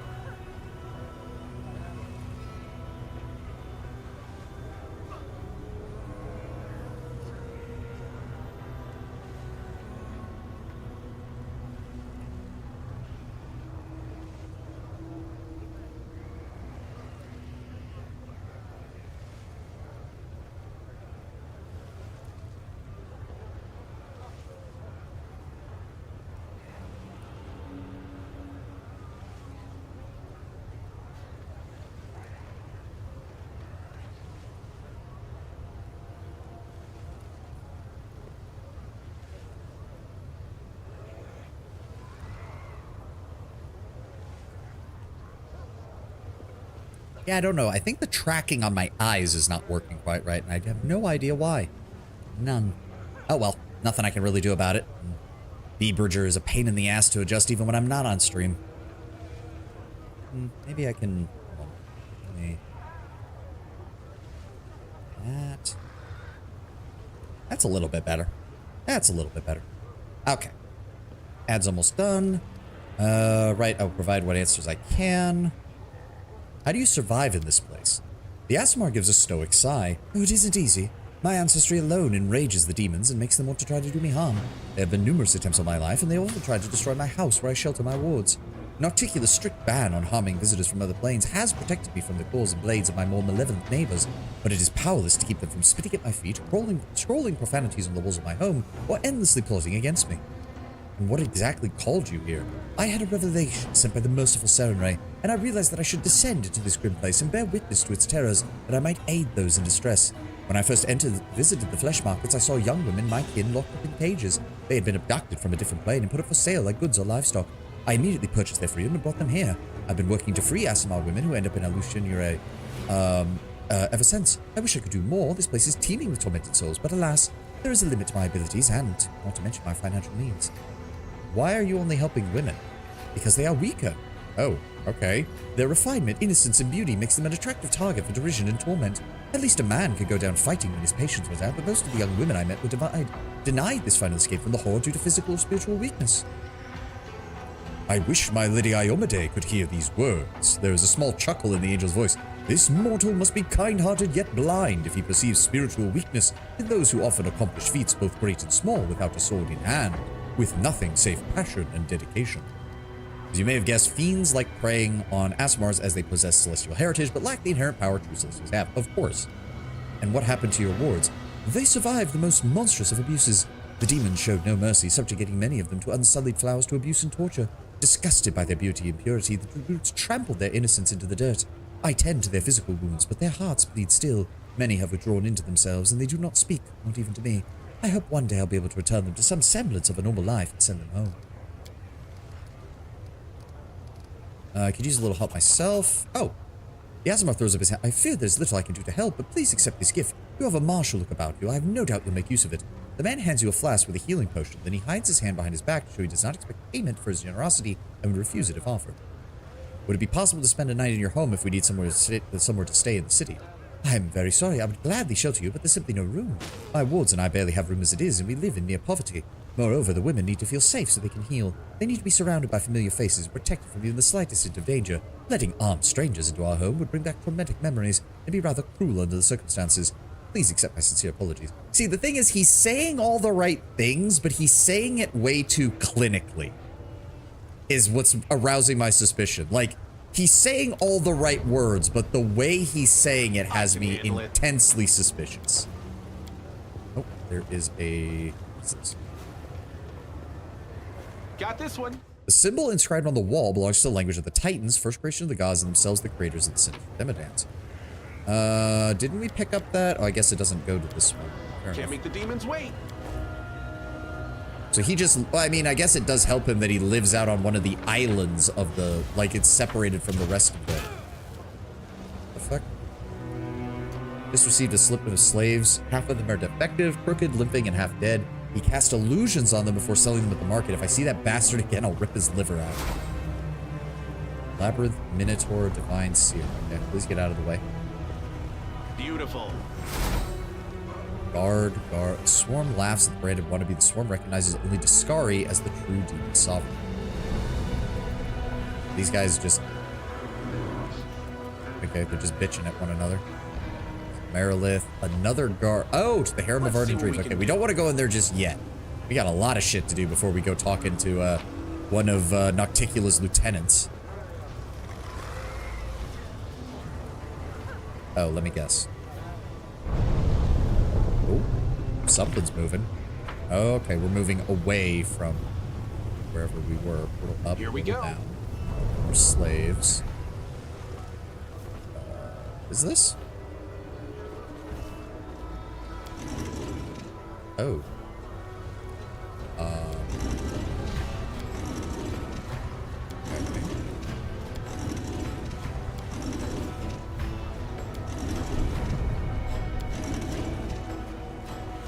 Okay, that's... How the heck? I'm assuming... I am yours to command. I mean, I'm assuming it's a whim. puzzle, but how the hell would you do? Oh god. Oh god. You'd have to like get them all so that they're all facing the same way.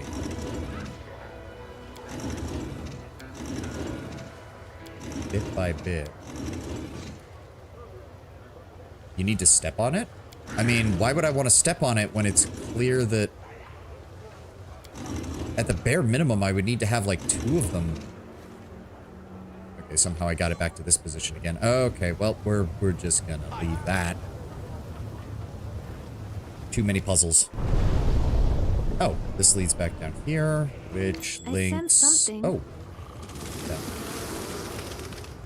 I finished here. Thank you. Is there more? And that lock. I'm glad I was useful to you. Okay, gold.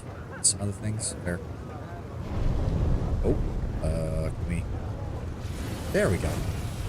Ooh, Knowledge Arcana. It went splendidly. The islands floating in the air are not the byproduct of some crazy magic. It is the energies of chaos that endow them with their bizarre properties, and they're not even the most amazing thing that can be found in the abyss.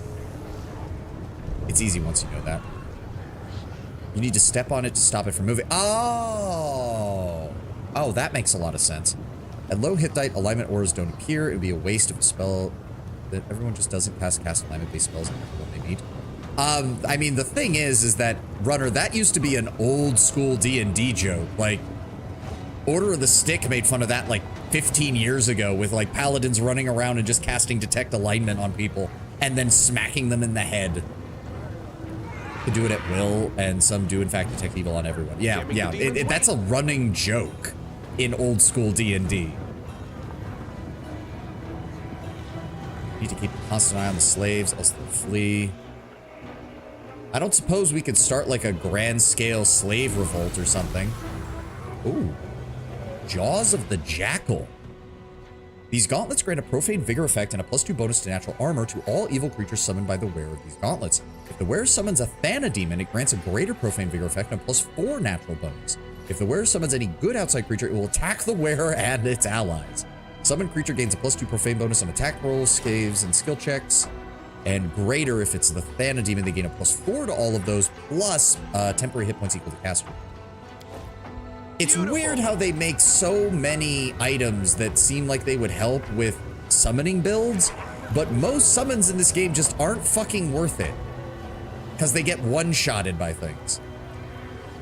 Master Zakaris is delighted to behold Lady Hapsamira and Lady Shamira. It is a great honor for him. How may he assist you? Oh, is that Hapsamira herself? Hapsamira is looking to buy some slaves, the best. It's an important job. Oh, I missed that. Shut your mouth, meatball. Your breath stinks. I don't need gladiators or bodyguards. I am looking for a pack of strong demons, ones who are not very bright and can obey orders. In that case, perhaps my lady would be interested in this batch of creatures captured in the lower city, all strong and quite stupid. Hapsamira, what do you want with these puny creatures? They are small fry, fit only for cannon fodder for the Crusades. I'd suggest they seem fine to me. Finish the preparations and send them to the harem of ardent dreams. Be quick about it. I'm surprised that wasn't just a normal conversation. Release me immediately. I'm a demon of sloth, damn it. Oh, this guy again. The dark-haired young man stares at the ugly lump of flesh hovering in the air. Hello up there. I am blinded by your beauty. Please descend to this humble mortal and grant me an honor of a date with you. Why is he trying to get a date with everyone? The demon gives an ignorant snort, begins to gurgle angrily. His tiefling slave translates. Master Zarakis says you have 10 seconds to get out of his sight or command his lackeys to gouge out your eyes. All right, I can take a hint. I'm leaving. The young man backs away and jots something down in his notebook. Done. Excellent source material. I'll go have a drink or two in the tavern and get to work. What the fuck is wrong with this man? What? I'm guessing the dretch disappeared. We'll pay 1,000 gold coins for the head of the insolent creature who dared to insult him. Oh, well, they're gone. Was that supposed to be suture? Oh, it was. That's why I was wondering. Yeah. How dare you call me pathetic, drink poison, you bitch. Yeah, so that was Hapsamira, yeah. Destroyed belligerent, killed 700 before his so we didn't miss that much. Let's see what we can do. So we have an interpreter, we have... Oh, on the nature of the planet. This is just a generic book. There's a lot of guards here, though. If we start a slave riot, there's going to be a lot of problems. Birds. A tough-looking demon with a rough, cruel face in the hands of a seasoned warrior greets you with a grin. Looking to buy slaves? Just sold off my ship and captured in the last raid. Name's Kurz, captain of the bloody bitch. Who? The demon stares at you in disbelief, then bursts into laughter. Who? I'm Kurz. Kurz Gottstab, captain of the legendary bloody bitch, most famous damn pirate of the Midnight Isles. You really must be a landlubber if you've never set foot aboard an airship if you haven't heard of me. A pirate? I overheard someone in the tavern saying that all the pirates are crazy scoundrels and merciless thugs. I think I can understand why. They fly between islands on airships. Can you imagine? Flying in the sky? Can't even look at it without shuddering. They live up there? They're completely deranged. Well, why don't you tell me more about being a pirate? What do you want to know? Life on the pirate ship consists of four things. For a captain consists of four things. His vessel, his crew, his experience, and Pazuzu's patronage, of course.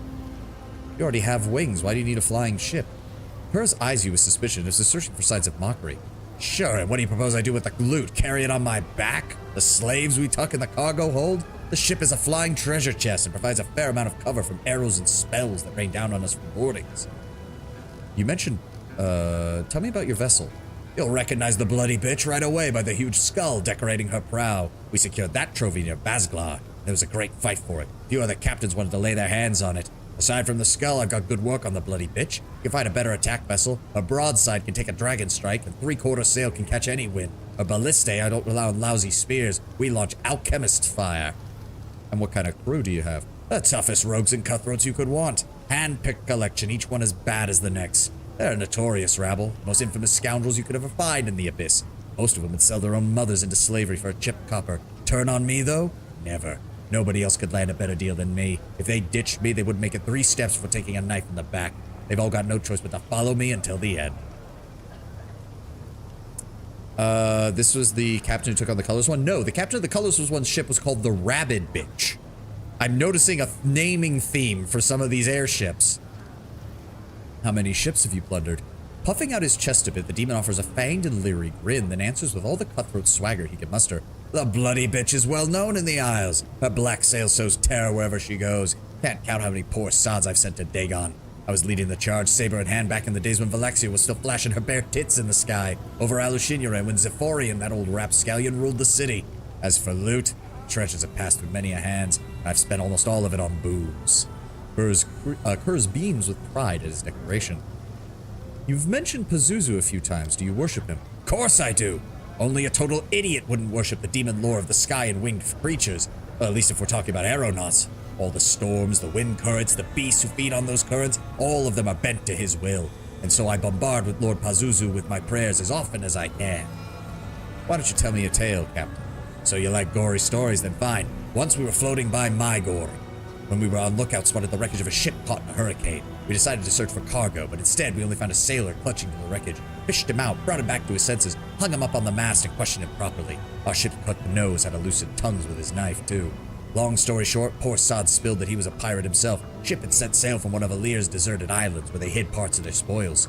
We smelled a windfall, so we rushed to Alir, but oh, Alir is not a place for the faint of heart. Predatory vines, carnivorous flowers that breathe out clouds of poison pollen, walking bushes that surround you, pounce on you, and sting you with thorns till you die. And did I mention the toxic springs? The flies that crawl into your ears while you sleep and lay their eggs in your brain that drive you nuts.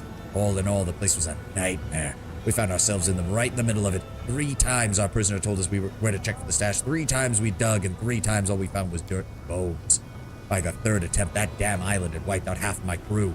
We realized the asshole was playing us, so we gutted him. You know what we saw then? All his entrails were covered with whitish mold and overgrown with spongy fungus. His heart, his guts, his brain, that gunk was everywhere inside him.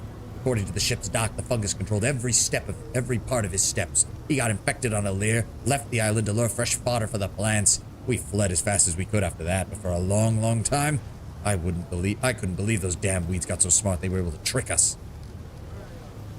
Catechin, basically. Yeah, that's what it sounds like. A Pazuzu fill your sails with wind, stranger, but no more than mine.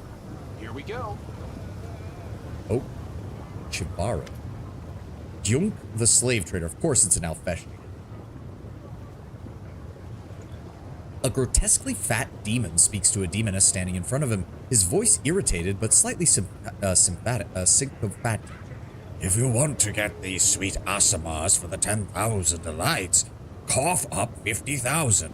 Look at how delicious they are. These girls haven't even been whipped yet. Your clients will be clamoring for them, and after they become too worn out, they would make a magnificent stew. I will give you 30 to stop speaking rubbish, Junk. Or keep going and you can steer clear of my Palace of Delights for the rest of your existence. You can pleasure yourself on your own, you fat chunk of rotten meat. You want to get on Chivaro's bad side? Do you really want that? The Asamar slaves standing nearby try to avoid looking at the angry demoness. Even in their miserable position, they retain the mark of inner purity and nobility inherent to their kind. Puffing himself up, the fat demon answers abruptly, 50,000 for these delightfully innocent creatures you shabby, worn-out demonesses can't hope to compete with. That's my final offer. Then stay away from the harem. You can have your little morsels pleasure you from now on, you greedy, horny piece of shit. The disgustingly fleshy demon greets you with a wave, his arm encased in roll after roll of fat. Please allow me to present my wares. The finest household slaves to serve you, and to entertain your body and spirit. They can even satiate even the most exquisite cravings. The demon accompanies his last claim with a voluptuous lip-smacking, looking quite pleased with himself. What were you arguing about with that demoness? She wanted to buy my beautiful concubines for her palace of pleasures, the 10,000 delights. Unfortunately, her common sense and good taste can't compete with her greed. She offered me a paltry price, next to nothing, instead of gratefully paying the full sum for these slaves. Offering 30,000 for a group of innocent, pure Asamars, shipped here with the utmost care. No one has laid a single finger upon them. No one has even taken a single bite out of them. It's simply outrageous. Who even are you? I'm Junk, slave trainer. When I was younger and much slimmer, I was a dashing raider. Spent my days abducting concubines from every other plane for the harems of those powerful lords of the abyss. My experience, however, showed me that raising and training slaves from an early age is much more profitable and much less risky. That's why I now own the largest and most respectable slave farm, where I breed representatives of various races from various planes, though I haven't entirely given up on raiding. The deceptively slow movements and soft folds of his flesh fail to hide the powerful muscles beneath. This demon could likely lift a wagon with 2 horses all by himself. I'm thinking I just kill him. Hold on, we need to speak to Latver. What? Saving a few innocent souls or hampering the plans of the most influential person in the city after Nocticula herself. Right, yeah, well, here's the thing. I have respect for Nocticula because she's the top of the midden heap here. And I don't necessarily want to piss her off, but I don't really care. To quote Nappa, I'm curious how they breed. Like, how do they breed people? Just, Tenwin. It's, I don't think Twitch or YouTube would appreciate it if I had to expound upon this question. It's pretty self-evident, given where we're at. The action that they use in order to, you pick a fight, the Thana demons specialize in level drain. Ah. It's pretty obvious. Yes, Runner is correct. It's pretty fucking obvious. The Thaman demons specialize in level drain. Oh, shit. Do you have Death Ward? Fuck, he doesn't. No, wait. Yes, he does. And it's a minute per level. Good. Let's just go ahead and... One of the advantage... You know what? Drop this over here and actually keep it on his bar so it's easier. So he cast that on me, right? Yes. All right. Go ahead and cast that on Ivu. Cast that on Wendu. Cast that on Ulbrig. Cast that on you. And on yourself. It is nice that sometimes when you just need a shit ton of buffs, a spontaneous caster can just cast it on everybody. Time to go on a murder spree? I'm thinking that's the case, because there doesn't appear to really be that much else here, so I'm gonna going set on up near here? the Nalfeshni. Ulbrig, you can kind of hang out wherever. the Darren, waiting's you never fun. and You Nenia require my will hang out unbiased near me opinion? as well. Ivu, I want you here. Wendu, you right about there. Arushale, a bit further back as well. And in fact, Arushale, go ahead and give me Hurricane Bow on yourself. Don't waste that. God damn it. Can you put Animal Growth? No, it doesn't work on Ivu. Damn. That's fine. What else? Go ahead and give Bark Skin to Ulbrig. Let's boost his defenses a little bit. And then go ahead and give yourself Aspect of the Falcon. Nope. Duke's slaves aren't super aware of the situation, so a false safe environment to encourage mating or enchantment magic may be how. Yeah. Yeah, if he actually does take quote-unquote good care of them, then some of them would just be happy to not be being eaten alive at all times. Like, yeah. More men as both sides of slaves. Curiously more considered if it was an aphrodisiac solution, just telling you under threat to get on with it. You also forget, Tenwin, you're inevitably going to have some evil people who are slaves, and if they have slightly more social position than the other slaves, we know historically that that was all it really took for some people to be willing to do whatever they were told to do.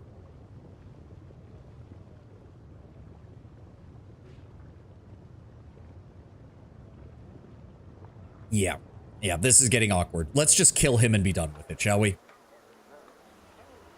Should I? Okay, we've got that. We've got that. We've got maximized. How much damage did I do with that? We can do that on its own. That gets me a 1. I mean, I've got plenty of burn to spare right now, so I'm fine with that. All right, F5. Let's do this shit. It's time for you to die, you fat sack of shit.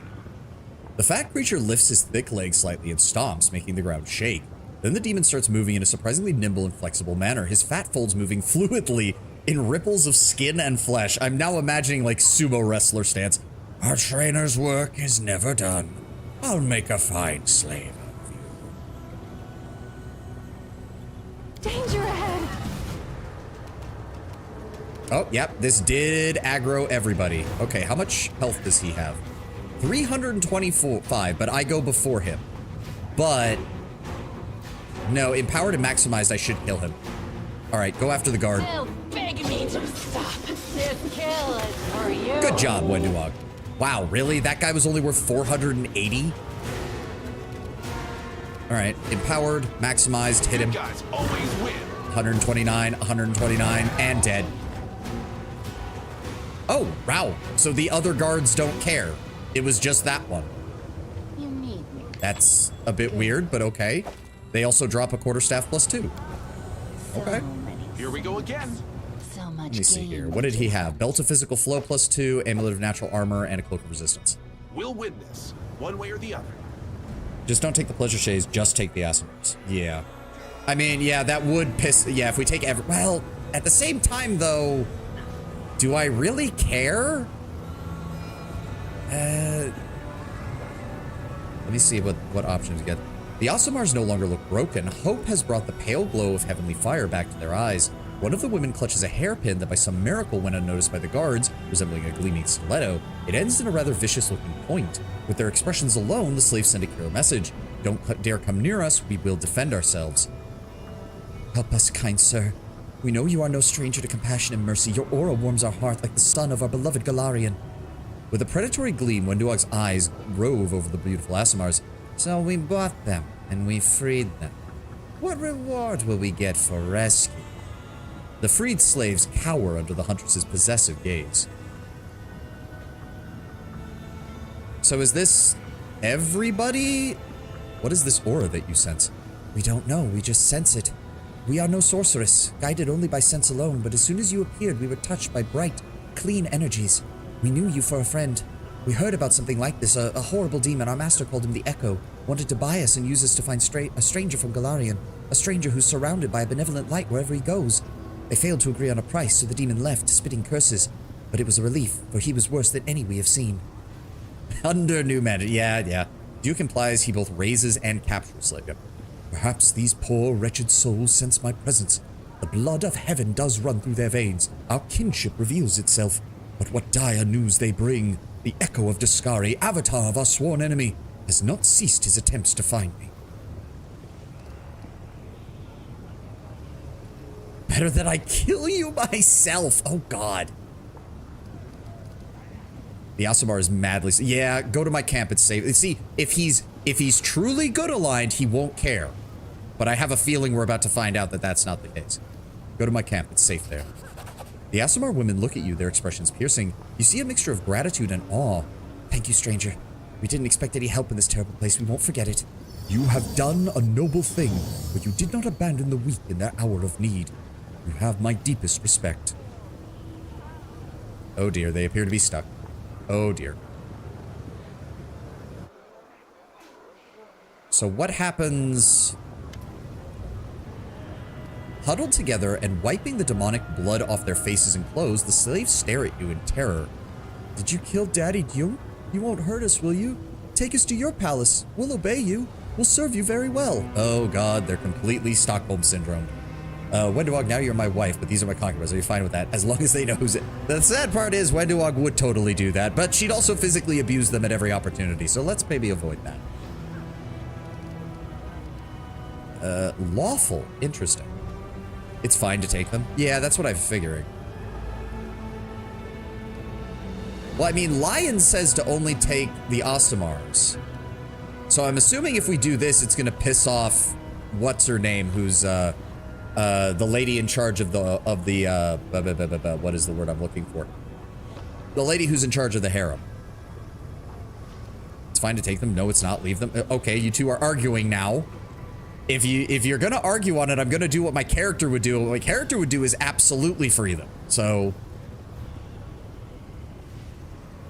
take them back to the Nexus, then send them back to Galarian to become rehabilitated. I mean, I don't even know if they can, if they've been raised since birth to be slaves to a demon. That's gonna be some serious. Follow your character. Yeah, sorry guys, I'm gonna have to go with this. You're free. I'm gonna get you out of the abyss and take you somewhere normal. The slave exchanged confused glasses. Save us. Why would you save us? We're happy here. We'll head to your camp and then we can have some fun. You'll like it so much you'll never want to leave the abyss. These poor souls were raised by the demons like cattle for slaughter. You have broken their chains, but they may hate the harsh world you have delivered them to, only because they are so naive. I, however, celebrate your compassion. Like, here's the thing. When we eventually leave, if they truly, and I mean truly, want to stay and go work at that harem house, then I'm not going to stop them, but I'm doing what my character would do, and my character would free them. So it seems like the guards are kind of divided up into where they function. Long live the champion of Battle Bliss. Gelderfang will tear everyone to pieces. Hail Gelderfang. You need to keep a constant eye on the slaves, otherwise they will flee. Galu, Warmonger, Wirlong the Black Mask with skilled gladiators. More citizens, Ramisa the slave trader.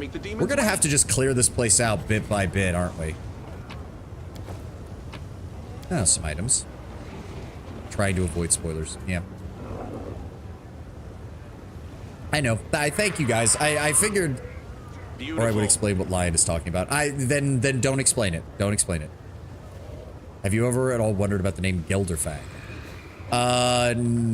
Not until you explicitly mentioned it, and now that I'm analyzing the word closely, I'm assuming he bit somebody's junk off.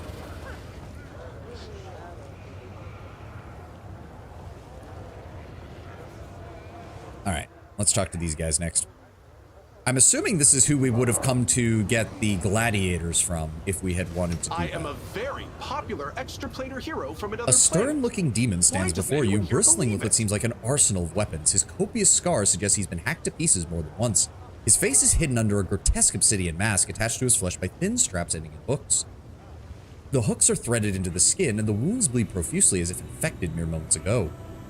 The mask resembles a sinister black mollusk, enveloping the face of its victim. When he speaks, the slaver's voice is muffled. Greetings, stranger. I am Wirlong, legend of Battle Bliss. Are you looking for some battle slaves, or do you need weapons for yourself and your servants? In tabletop, it's extrapolated that as a gladiator, he has a special finishing move. When he wins, he gouges the crotch of his opponent. As you may guess, the crowd loves it, of course. What is that mask you wear? The first champion fought wearing this mask. The final champion will fight wearing it on the day this world ceases to exist. In this mask, I am invincible, for I conquered the battle bliss and made Alushinra bow before me. I thought to pass it to Gelderfang, my apprentice, but despite his many talents in the art of killing, he loved his life far too much. He is far too afraid of death, too frightened to fight me and take the mask. He is not a true gladiator, not a true champion. But no one aside from the true children of the arena understand this. Make sure to buy everything that interests you before killing him. Yep. This mask is strikingly different from the ones we're looking to solve the riddles in the Nameless Ruins. Still, it is very unique. I would like to examine it. Honored Demon, please hand it over immediately for an experiment. I promise not to break it. No. Please? No. I'll mention your name in my encyclopedia. Over my dead body. Fine.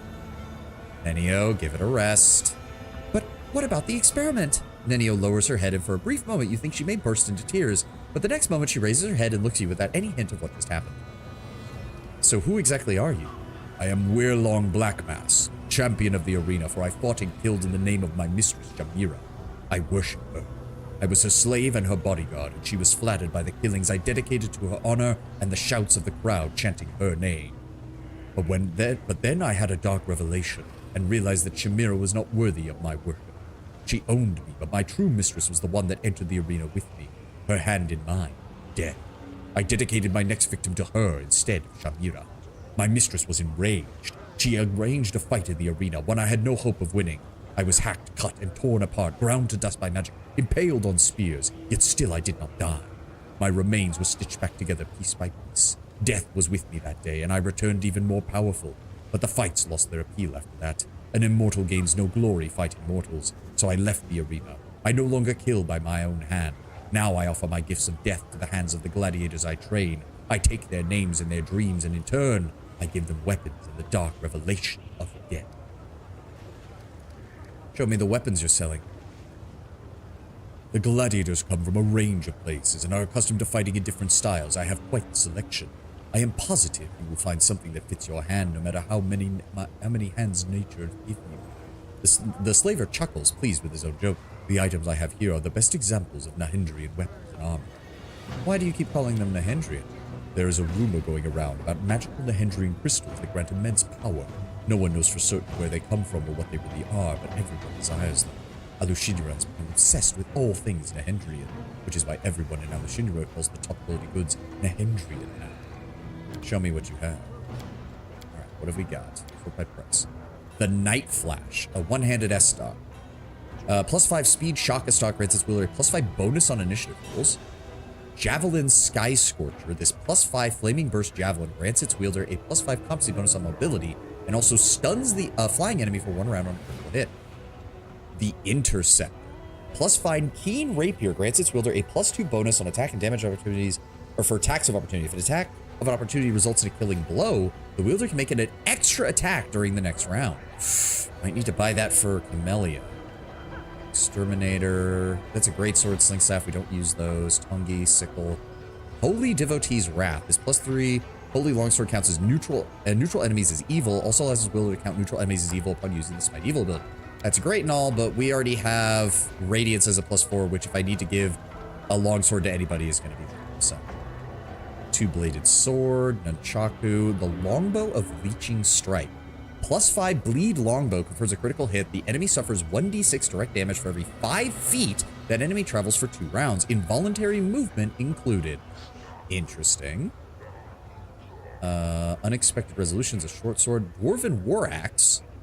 +4 Dragonbane Dwarven War Axe doubles any insight bonuses to attack and damage the wielder might have. Ooh, that's basically purpose meant for Greybore then. Ooh. Kama, Sai, some Sawtooth Sabers. He has some Robe of the Overmind. Okay. Wearer gains spell resistance 18, damage resistance 2, +4 resistance bonus on all saving throws. Save DCs of all spells with the mind affecting stripper cast by the wearer increased by 1. I might just leave this guy alive for a bit then, because I don't know what exactly I want to buy from him.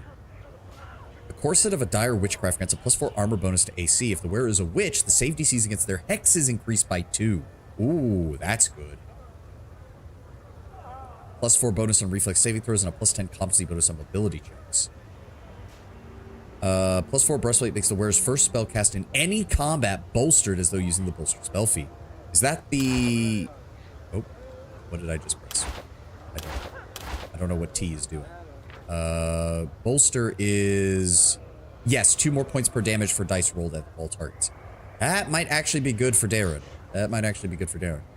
Solid Change. +4 chainmail barding grants its wearer DR6 piercing. Italian Keeper. And Flowing Half Plate. This +4 half plate grants its wearer a +5 bonus on reflex saving throws. Whenever the wearer makes a successful reflex saving throw that normally deals half damage, on a successful save, they instantly take none as if they had the evasion. Eyes of the Dragon. The eyes grant the wearer blind sense with a range of 60 feet. That's not worth 110,000.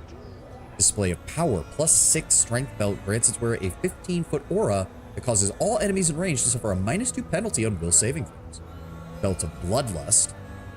Whenever the wearer of this belt lands a killing blow, they gain a +5 morale bonus on their next attack roll. Oh.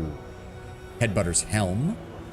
Successfully charges the enemy. The enemy must pass a reflex saving throw or suffer a -2 penalty to AC and attack rolls for 3 rounds.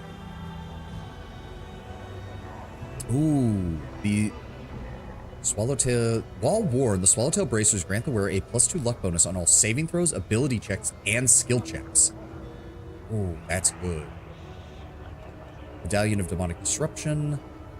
This medallion, made of a braided blue-tinged white gold, hangs from a silver chain. When a creature with the demon subtype casts a spell within 50 feet, it must attempt a concentration check with a DC equal to 15 plus double the spell level, and if the check fails, the spell has no effect. Oh, that's good. Oh, that's good. You might get to live for a little while longer until I'm sure exactly what I want to buy from you. The Scarab's Possessor gains spell resistance 20 and is under the constant effect of a Death Ward spell. That's also really nice. Golden coin from the Flesh Markets depicts a gold coin of the Flesh Markets. The mask engraved on the coin depicts another coin. Well, we're definitely going to want that regardless, so we will at least spend that. Sell all of these. Go sell basic bit armor that we grabbed. Sell those, sell those. Honestly, we can sell these. I'm never going to use them. Sell those, sell that. Is that a +2? That's a +2. We can sell +2. And no one else uses kinetic ability, so we can sell that too. Thank you for the 30,000 gold. I will be back later. Here we go. That's a Mandragora. Ugh, don't like the idea of fighting you. The eyes of the translucent Merilith carefully observe her surroundings. It seems this is not merely an image, but a projection of the creature's consciousness, while her physical body is located somewhat far from here. Next to the Merilith fidgets a shriveled Mandragora. The Jackal gloves are basically for Darren anyway. Okay. Which utters the occasional displeased shriek. A visitor from the other planes. I am Ramisa, known as the Sloth Skin, and I am no simple vendor. I am a true artist of the slave trade. My warehouses currently stand empty, but we can always arrange a custom order. What would you like to acquire? Your enemy's son or daughter, bound by magic and powerless in the face of anything you wish to do to them? An attractive person who dared once reject you? The little brat who bullied you as a child? Alushinyara is the place where all such dreams come true. The Merilith licks her lips, especially if they are dirty, bloody, sweet dreams of possession and revenge. Oh, when I was very little, an Azada stepped on my tail, and he didn't even say he was sorry. But if you think I would ever ask you to catch him for me, you're a truly foolish and unscrupulous demon. I would never deal with someone like you. If the memory still stings with me once I'm back in Elysium, I'll find that Azapa, and I'll step on his tail myself. Oh, what a sweet and adorable dragon. From Elysium, no less. How cute. Don't try to suck up to me. I know a suck up when I see one. Ivu proudly turns up her nose. What do you mean by artist of the slave trade? While others trade for material gain, I do it for art. Unlike others, I am not involved in the faceless shipment of goods. Each slave who passes through my hands has a personality. Each sale is a spiritual experience.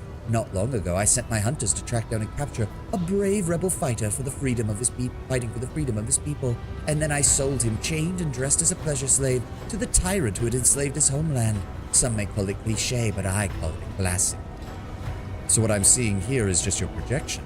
Of course, it is not safe to appear in the flesh markets in person, especially for one such as me. Before I switched to this line of work, I was a humble gardener. I used to grow mandragoras. The Marilyn's image pats her ugly pet on the head. It's a well-known fact that mandragoras grow if you water an ordinary weed with demon blood, or if you plant it in a demon's corpse. The allies, lovers, and masters of those I turned into fertilizer are still searching for me. Thus, I conduct all of my business remotely. In the same way, when I have slaves to sell, I first show their projections, and only after they're sold do I deliver them to the buyer. Alright, so trying to fight you might not even work out properly. Might be able to deal with this guy, though. It looks like he's just got regular slaves, and I don't think he's vital to my mission or anything.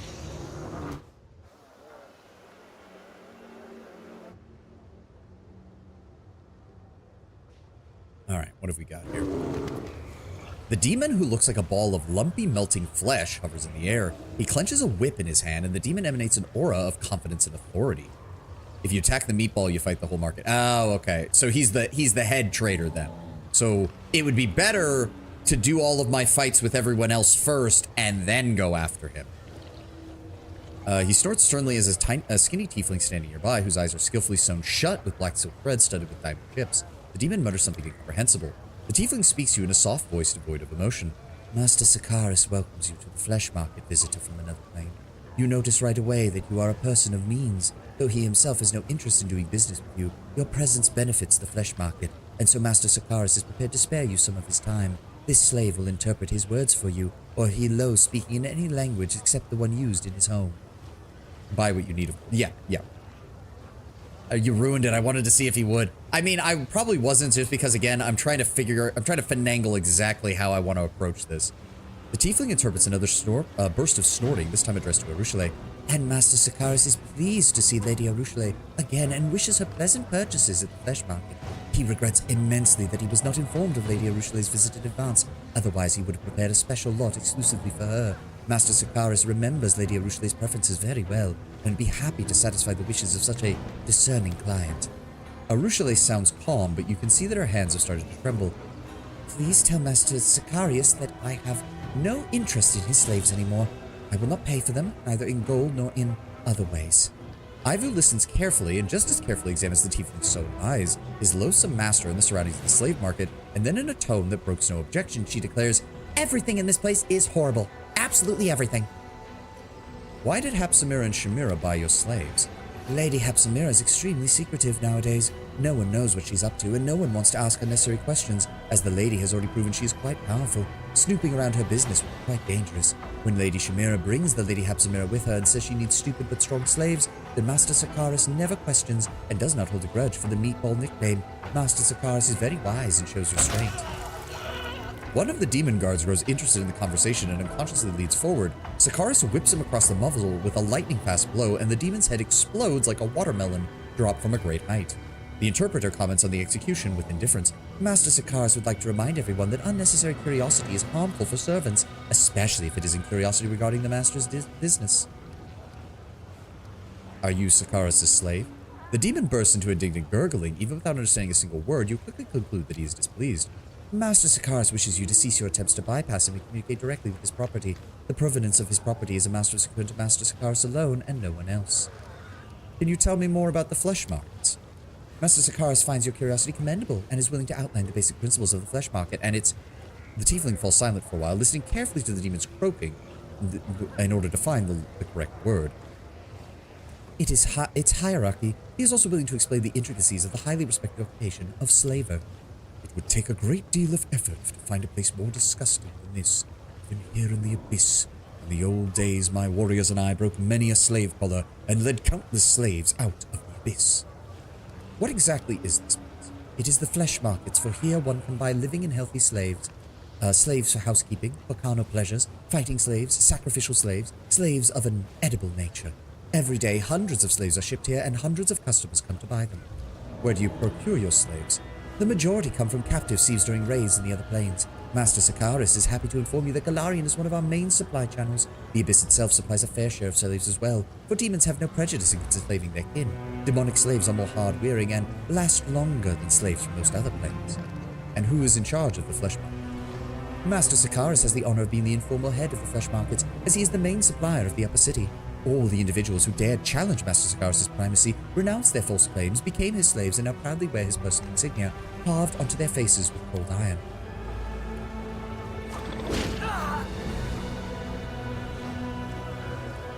With a demanding crack of the whip, Sakaris calls one of the demons standing nearby. The latter kneels hastily, obediently hiding his eyes, and extends his hand up. Sakaris seems satisfied with this display of obedience, so he lets the demon go by whipping him lightly over the shoulders and leaving a ruby-red welt on his skin. As you have noticed, Master Sakaris' authority here in the flesh markets is absolute. I see. I have to go for now. My master won't keep you any longer. He wishes to think that he found this conversation very entertaining. He wishes you fruitful training and good meat in your cages. Yeah, we're gonna need to come back here and kill everything.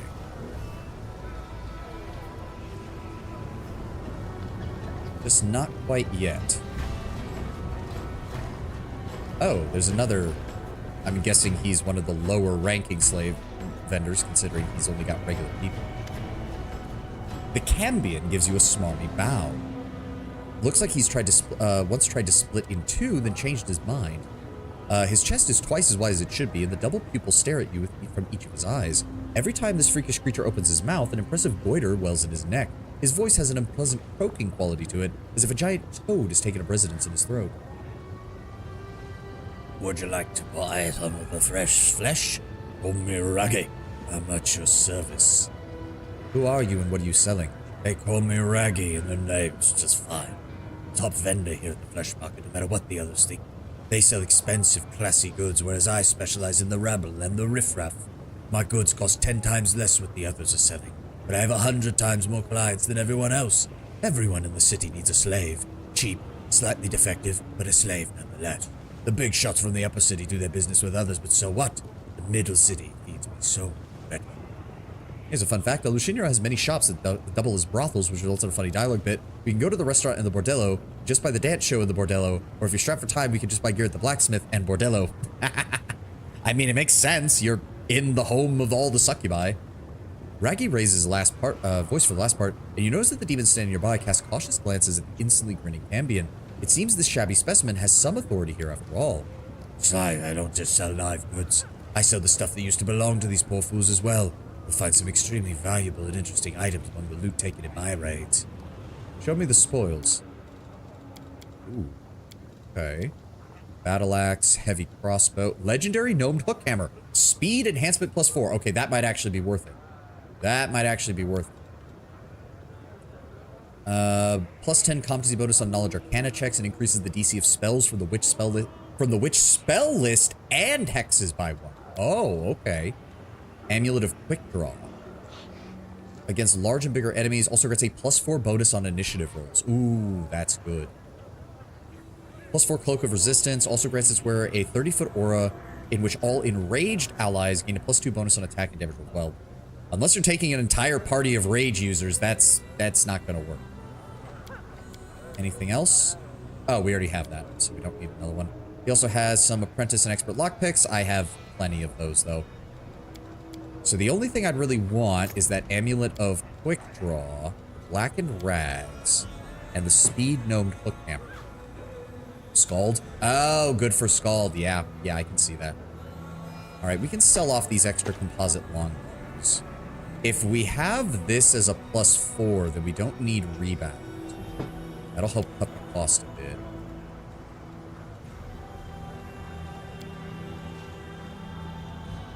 All right, it's still going to cost us 150,000. Still. So we're going to quick save, because again, I'm hoping if we take the individual fights, I'm hoping the Quiploth won't actually get involved until we actually fight him. I'd be fine with that. So what has he got? He's got a guard here and maybe the Thana demon over here, but we already know that Wendu can one-shot that. Only you deserve my obedience. I feel like the chosen one. Where'd he go? There he is. Beautiful. I was thinking to repurpose Darren into either a Skald or a Bard for my next playthrough. Bard would be more thematic, although you could maybe argue Skald because he loves just insulting everyone. That's how he actually gets people raging. He just constantly berates them. Oh, an air method. Another stuck-up foreigner here to buy pathetic wretches, Raggy. Your slaves are lucky. They're about to see their master choke on his own blood. Out of nowhere, a knife with a wide, jagged blade appears in his hand. Spinning the knife skillfully in his two numerous fingers, he leers at you. So you wanna dance? Oh, the Mephit is bailing. Taking advantage of the fuss, the Mephit deftly picks the lock on its cage using its tail as a skeleton key. Once free, it makes an obscene sound at Raggy, winks at you mischievously, and takes off in the air. Some fun. So let's see. Nope, the actual slave market guard does not give a shit. So he has Raggy here and one guard. Wendu, blend that, man. Thank you. Unfortunately, he did beat me on initiative, which is unfortunate. So he is going to get a chance to attack, but he's also using a raged weapon for some reason. Desna, guide my Oh hand. well. I was hoping to cut off his arms with my abilities, but oh well. Go ahead and just give me a harm spell, Darren. Or you can forget that you're casting it and... Out of my sight. Okay, thanks game, fuck you. Oh, instant enemy. Oh, point blank shots. Ow. You know what? No, now I definitely want to kill you. Nenio, Ulbrich, hold off your turns for a second. I don't need maximized for this. Just empowered will be, well actually no. Maximized, not empowered. Other way around. There we go. Goodbye. Ow. Did he explode?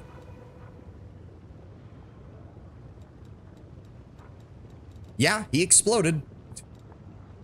What do you think would be a good replacement for Darren for an evil healer? Camellia? Scrolls? Yeah, I mean... If you're an evil character, what's the problem with taking Darren anyways? Can we loot his body, please? Thank you. Oh, we could have gotten the coin from him in the first place. Well, now I feel really stupid. I wasted 10,000 gold on that shit. Some composite armor, rings of protection. I mean, it's alright. What did his guard have? Okay, decent gear. Composite longbow, leather armor, ring of protection. Yep, the usual. I'm assuming we can talk to these guys now. The slaves stand huddled in a tight circle. Knives picked up from the ground glint in the hands of some of them. It's almost as if the scent of demon blood has imbued their exhausted bodies with new strength. They are clearly no longer willing to simply watch their lives be bargained away. One of them, a young man with an injured leg, flashes a bloodthirsty grin at you. So what's next, sir? Do we run? Or do we face death here? Because we ain't going back in a cage, and I've had enough of this demonic filth. Please tell me you brought quick draw before you shanked him. Yes, I did. Party ain't big enough for that much evil. Ranger archetype lets you explode? Oh, interesting. You can take refuge at my camp. Helmade bless you. Thank you for standing up for us. We won't forget this. The ragged slaves huddle in a tight group and hurry towards the exit. They're frightened and tired. You can see a glimmer of hope and defiance in their eyes. You did as every true Galarian should, by saving the people of your homeworld from slavery. Thanks to people like you, my heart holds no doubt you will emerge victorious from this struggle. I mean, I'm surprised I can't free them. I mean, I would be willing to just let them go, but apparently the game doesn't want to let... oh look, another merchant! Oh, snooze the ad. I did well in sending the commander off. His morals are due. Yeah, it's funny that, isn't it? The tall, thin vendor is swathed in a loose black robe. He's not a demon, but it's impossible to determine his race. His expression and hairless face is covered in tattoos, as looks as if it's made of wax, and his eyes are motionless. As you approach, the black figure doubles over as he sweeps into a low growl. The vendor moves with a supernatural delicacy and grace impossible for a human. He extends his arms, covered in tattoos, towards you, and the ink on his palm comes to life, forming the words, "Greeting, I am Priebus, vendor of magical lunatics." The voice of the hand sounds contemplative. I sense shadows, evil shadows that once served their old master Verevacus. Though I fought valiantly, but had not the strength to defeat. Beware this one, champion. He is linked to powers both formidable and cunning. Something inside you awakens and casts a fiery glance at the slaver. You can see darkness curling under the thin layer of skin, or rather, a shadow resembling darkness, a demon woven of shadows. But this guy has a better witch shit. Show me your magical wares. Slayer gives you another low bow. One of his eyes suddenly rolls out of its eye socket with a neat, gentle movement. He touches the eyeball and returns it to its normal place, then points at his wares. What have we got? So check price. Phantasmal Guide, a +5 ghost touch quarterstaff allows his wearer to cast illusion spells as if they were 3 levels higher. Damn. Robe of Malice. +3 dodge bonus to AC. +5 bonus to unarmed attacks and damage rolls can only be worn by a lawful evil monk. Unholy Shepherd. With this Ring of Baphomet, you can summon 2 CR 14 half-fiendish minotaurs 3 times per day. For 10 minutes at a time. However, if you die while wearing the ring, they are summoned again, but now as enemies. Whenever the wearer of these boots casts the same spell for the 4th time in a day, their next spell becomes quickened as though using the quicken spell feat. That's not really that great. Best in slot for Nenio. I can see that. Ring of Imminent Demise. Whenever the wearer of this ring makes an attack of opportunity, the enemy must pass a fortitude saving throw or be knocked down. The ring also grants a +2 competency bonus on attack and damage rolls with two-handed weapon.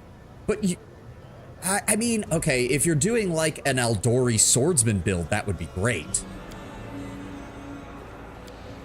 Oh, he has a lot of shit. Ooh. He has a lot of shit. I'm gonna have to think on this one. And unfortunately, that's as far as we can go today. We're at the 4-hour mark. It's time to get going. I might need to do the Midnight Isles DLC to get the money to buy all this shit, because it seems like we're gonna be running into a lot of this. Also, before I forget, because I forgot yesterday, slight change to the schedule this week. Starting off, tomorrow I got a sudden message from my dad. He needs some help with stuff, so I'm gonna have to redivert over to his location and give him a hand there. More than likely, like 99.9% chance, no Wednesday stream. 2, I have another issue on Sunday that I have to take care of, so we're gonna be doing a Saturday stream instead. Expect more Wrath of the Righteous. It might be a short stream though, it might only be the 4-hour type, because I do have things I need to do on Saturday. So weekend's gonna be a little busy. So to summarize, no stream on Wednesday, moving the Sunday stream to Saturday, might be 4 hours, might be 6 hours, haven't figured that out yet. Thank you all for being here. Thank you all for joining me. I gotta get going, and I hope you all have a glorious rest of your day. I'll see you on Friday. Oh, for the Surge, right. We will be doing the Surge 2 on Friday as well. Have a good one, guys. See you later. Bye-bye.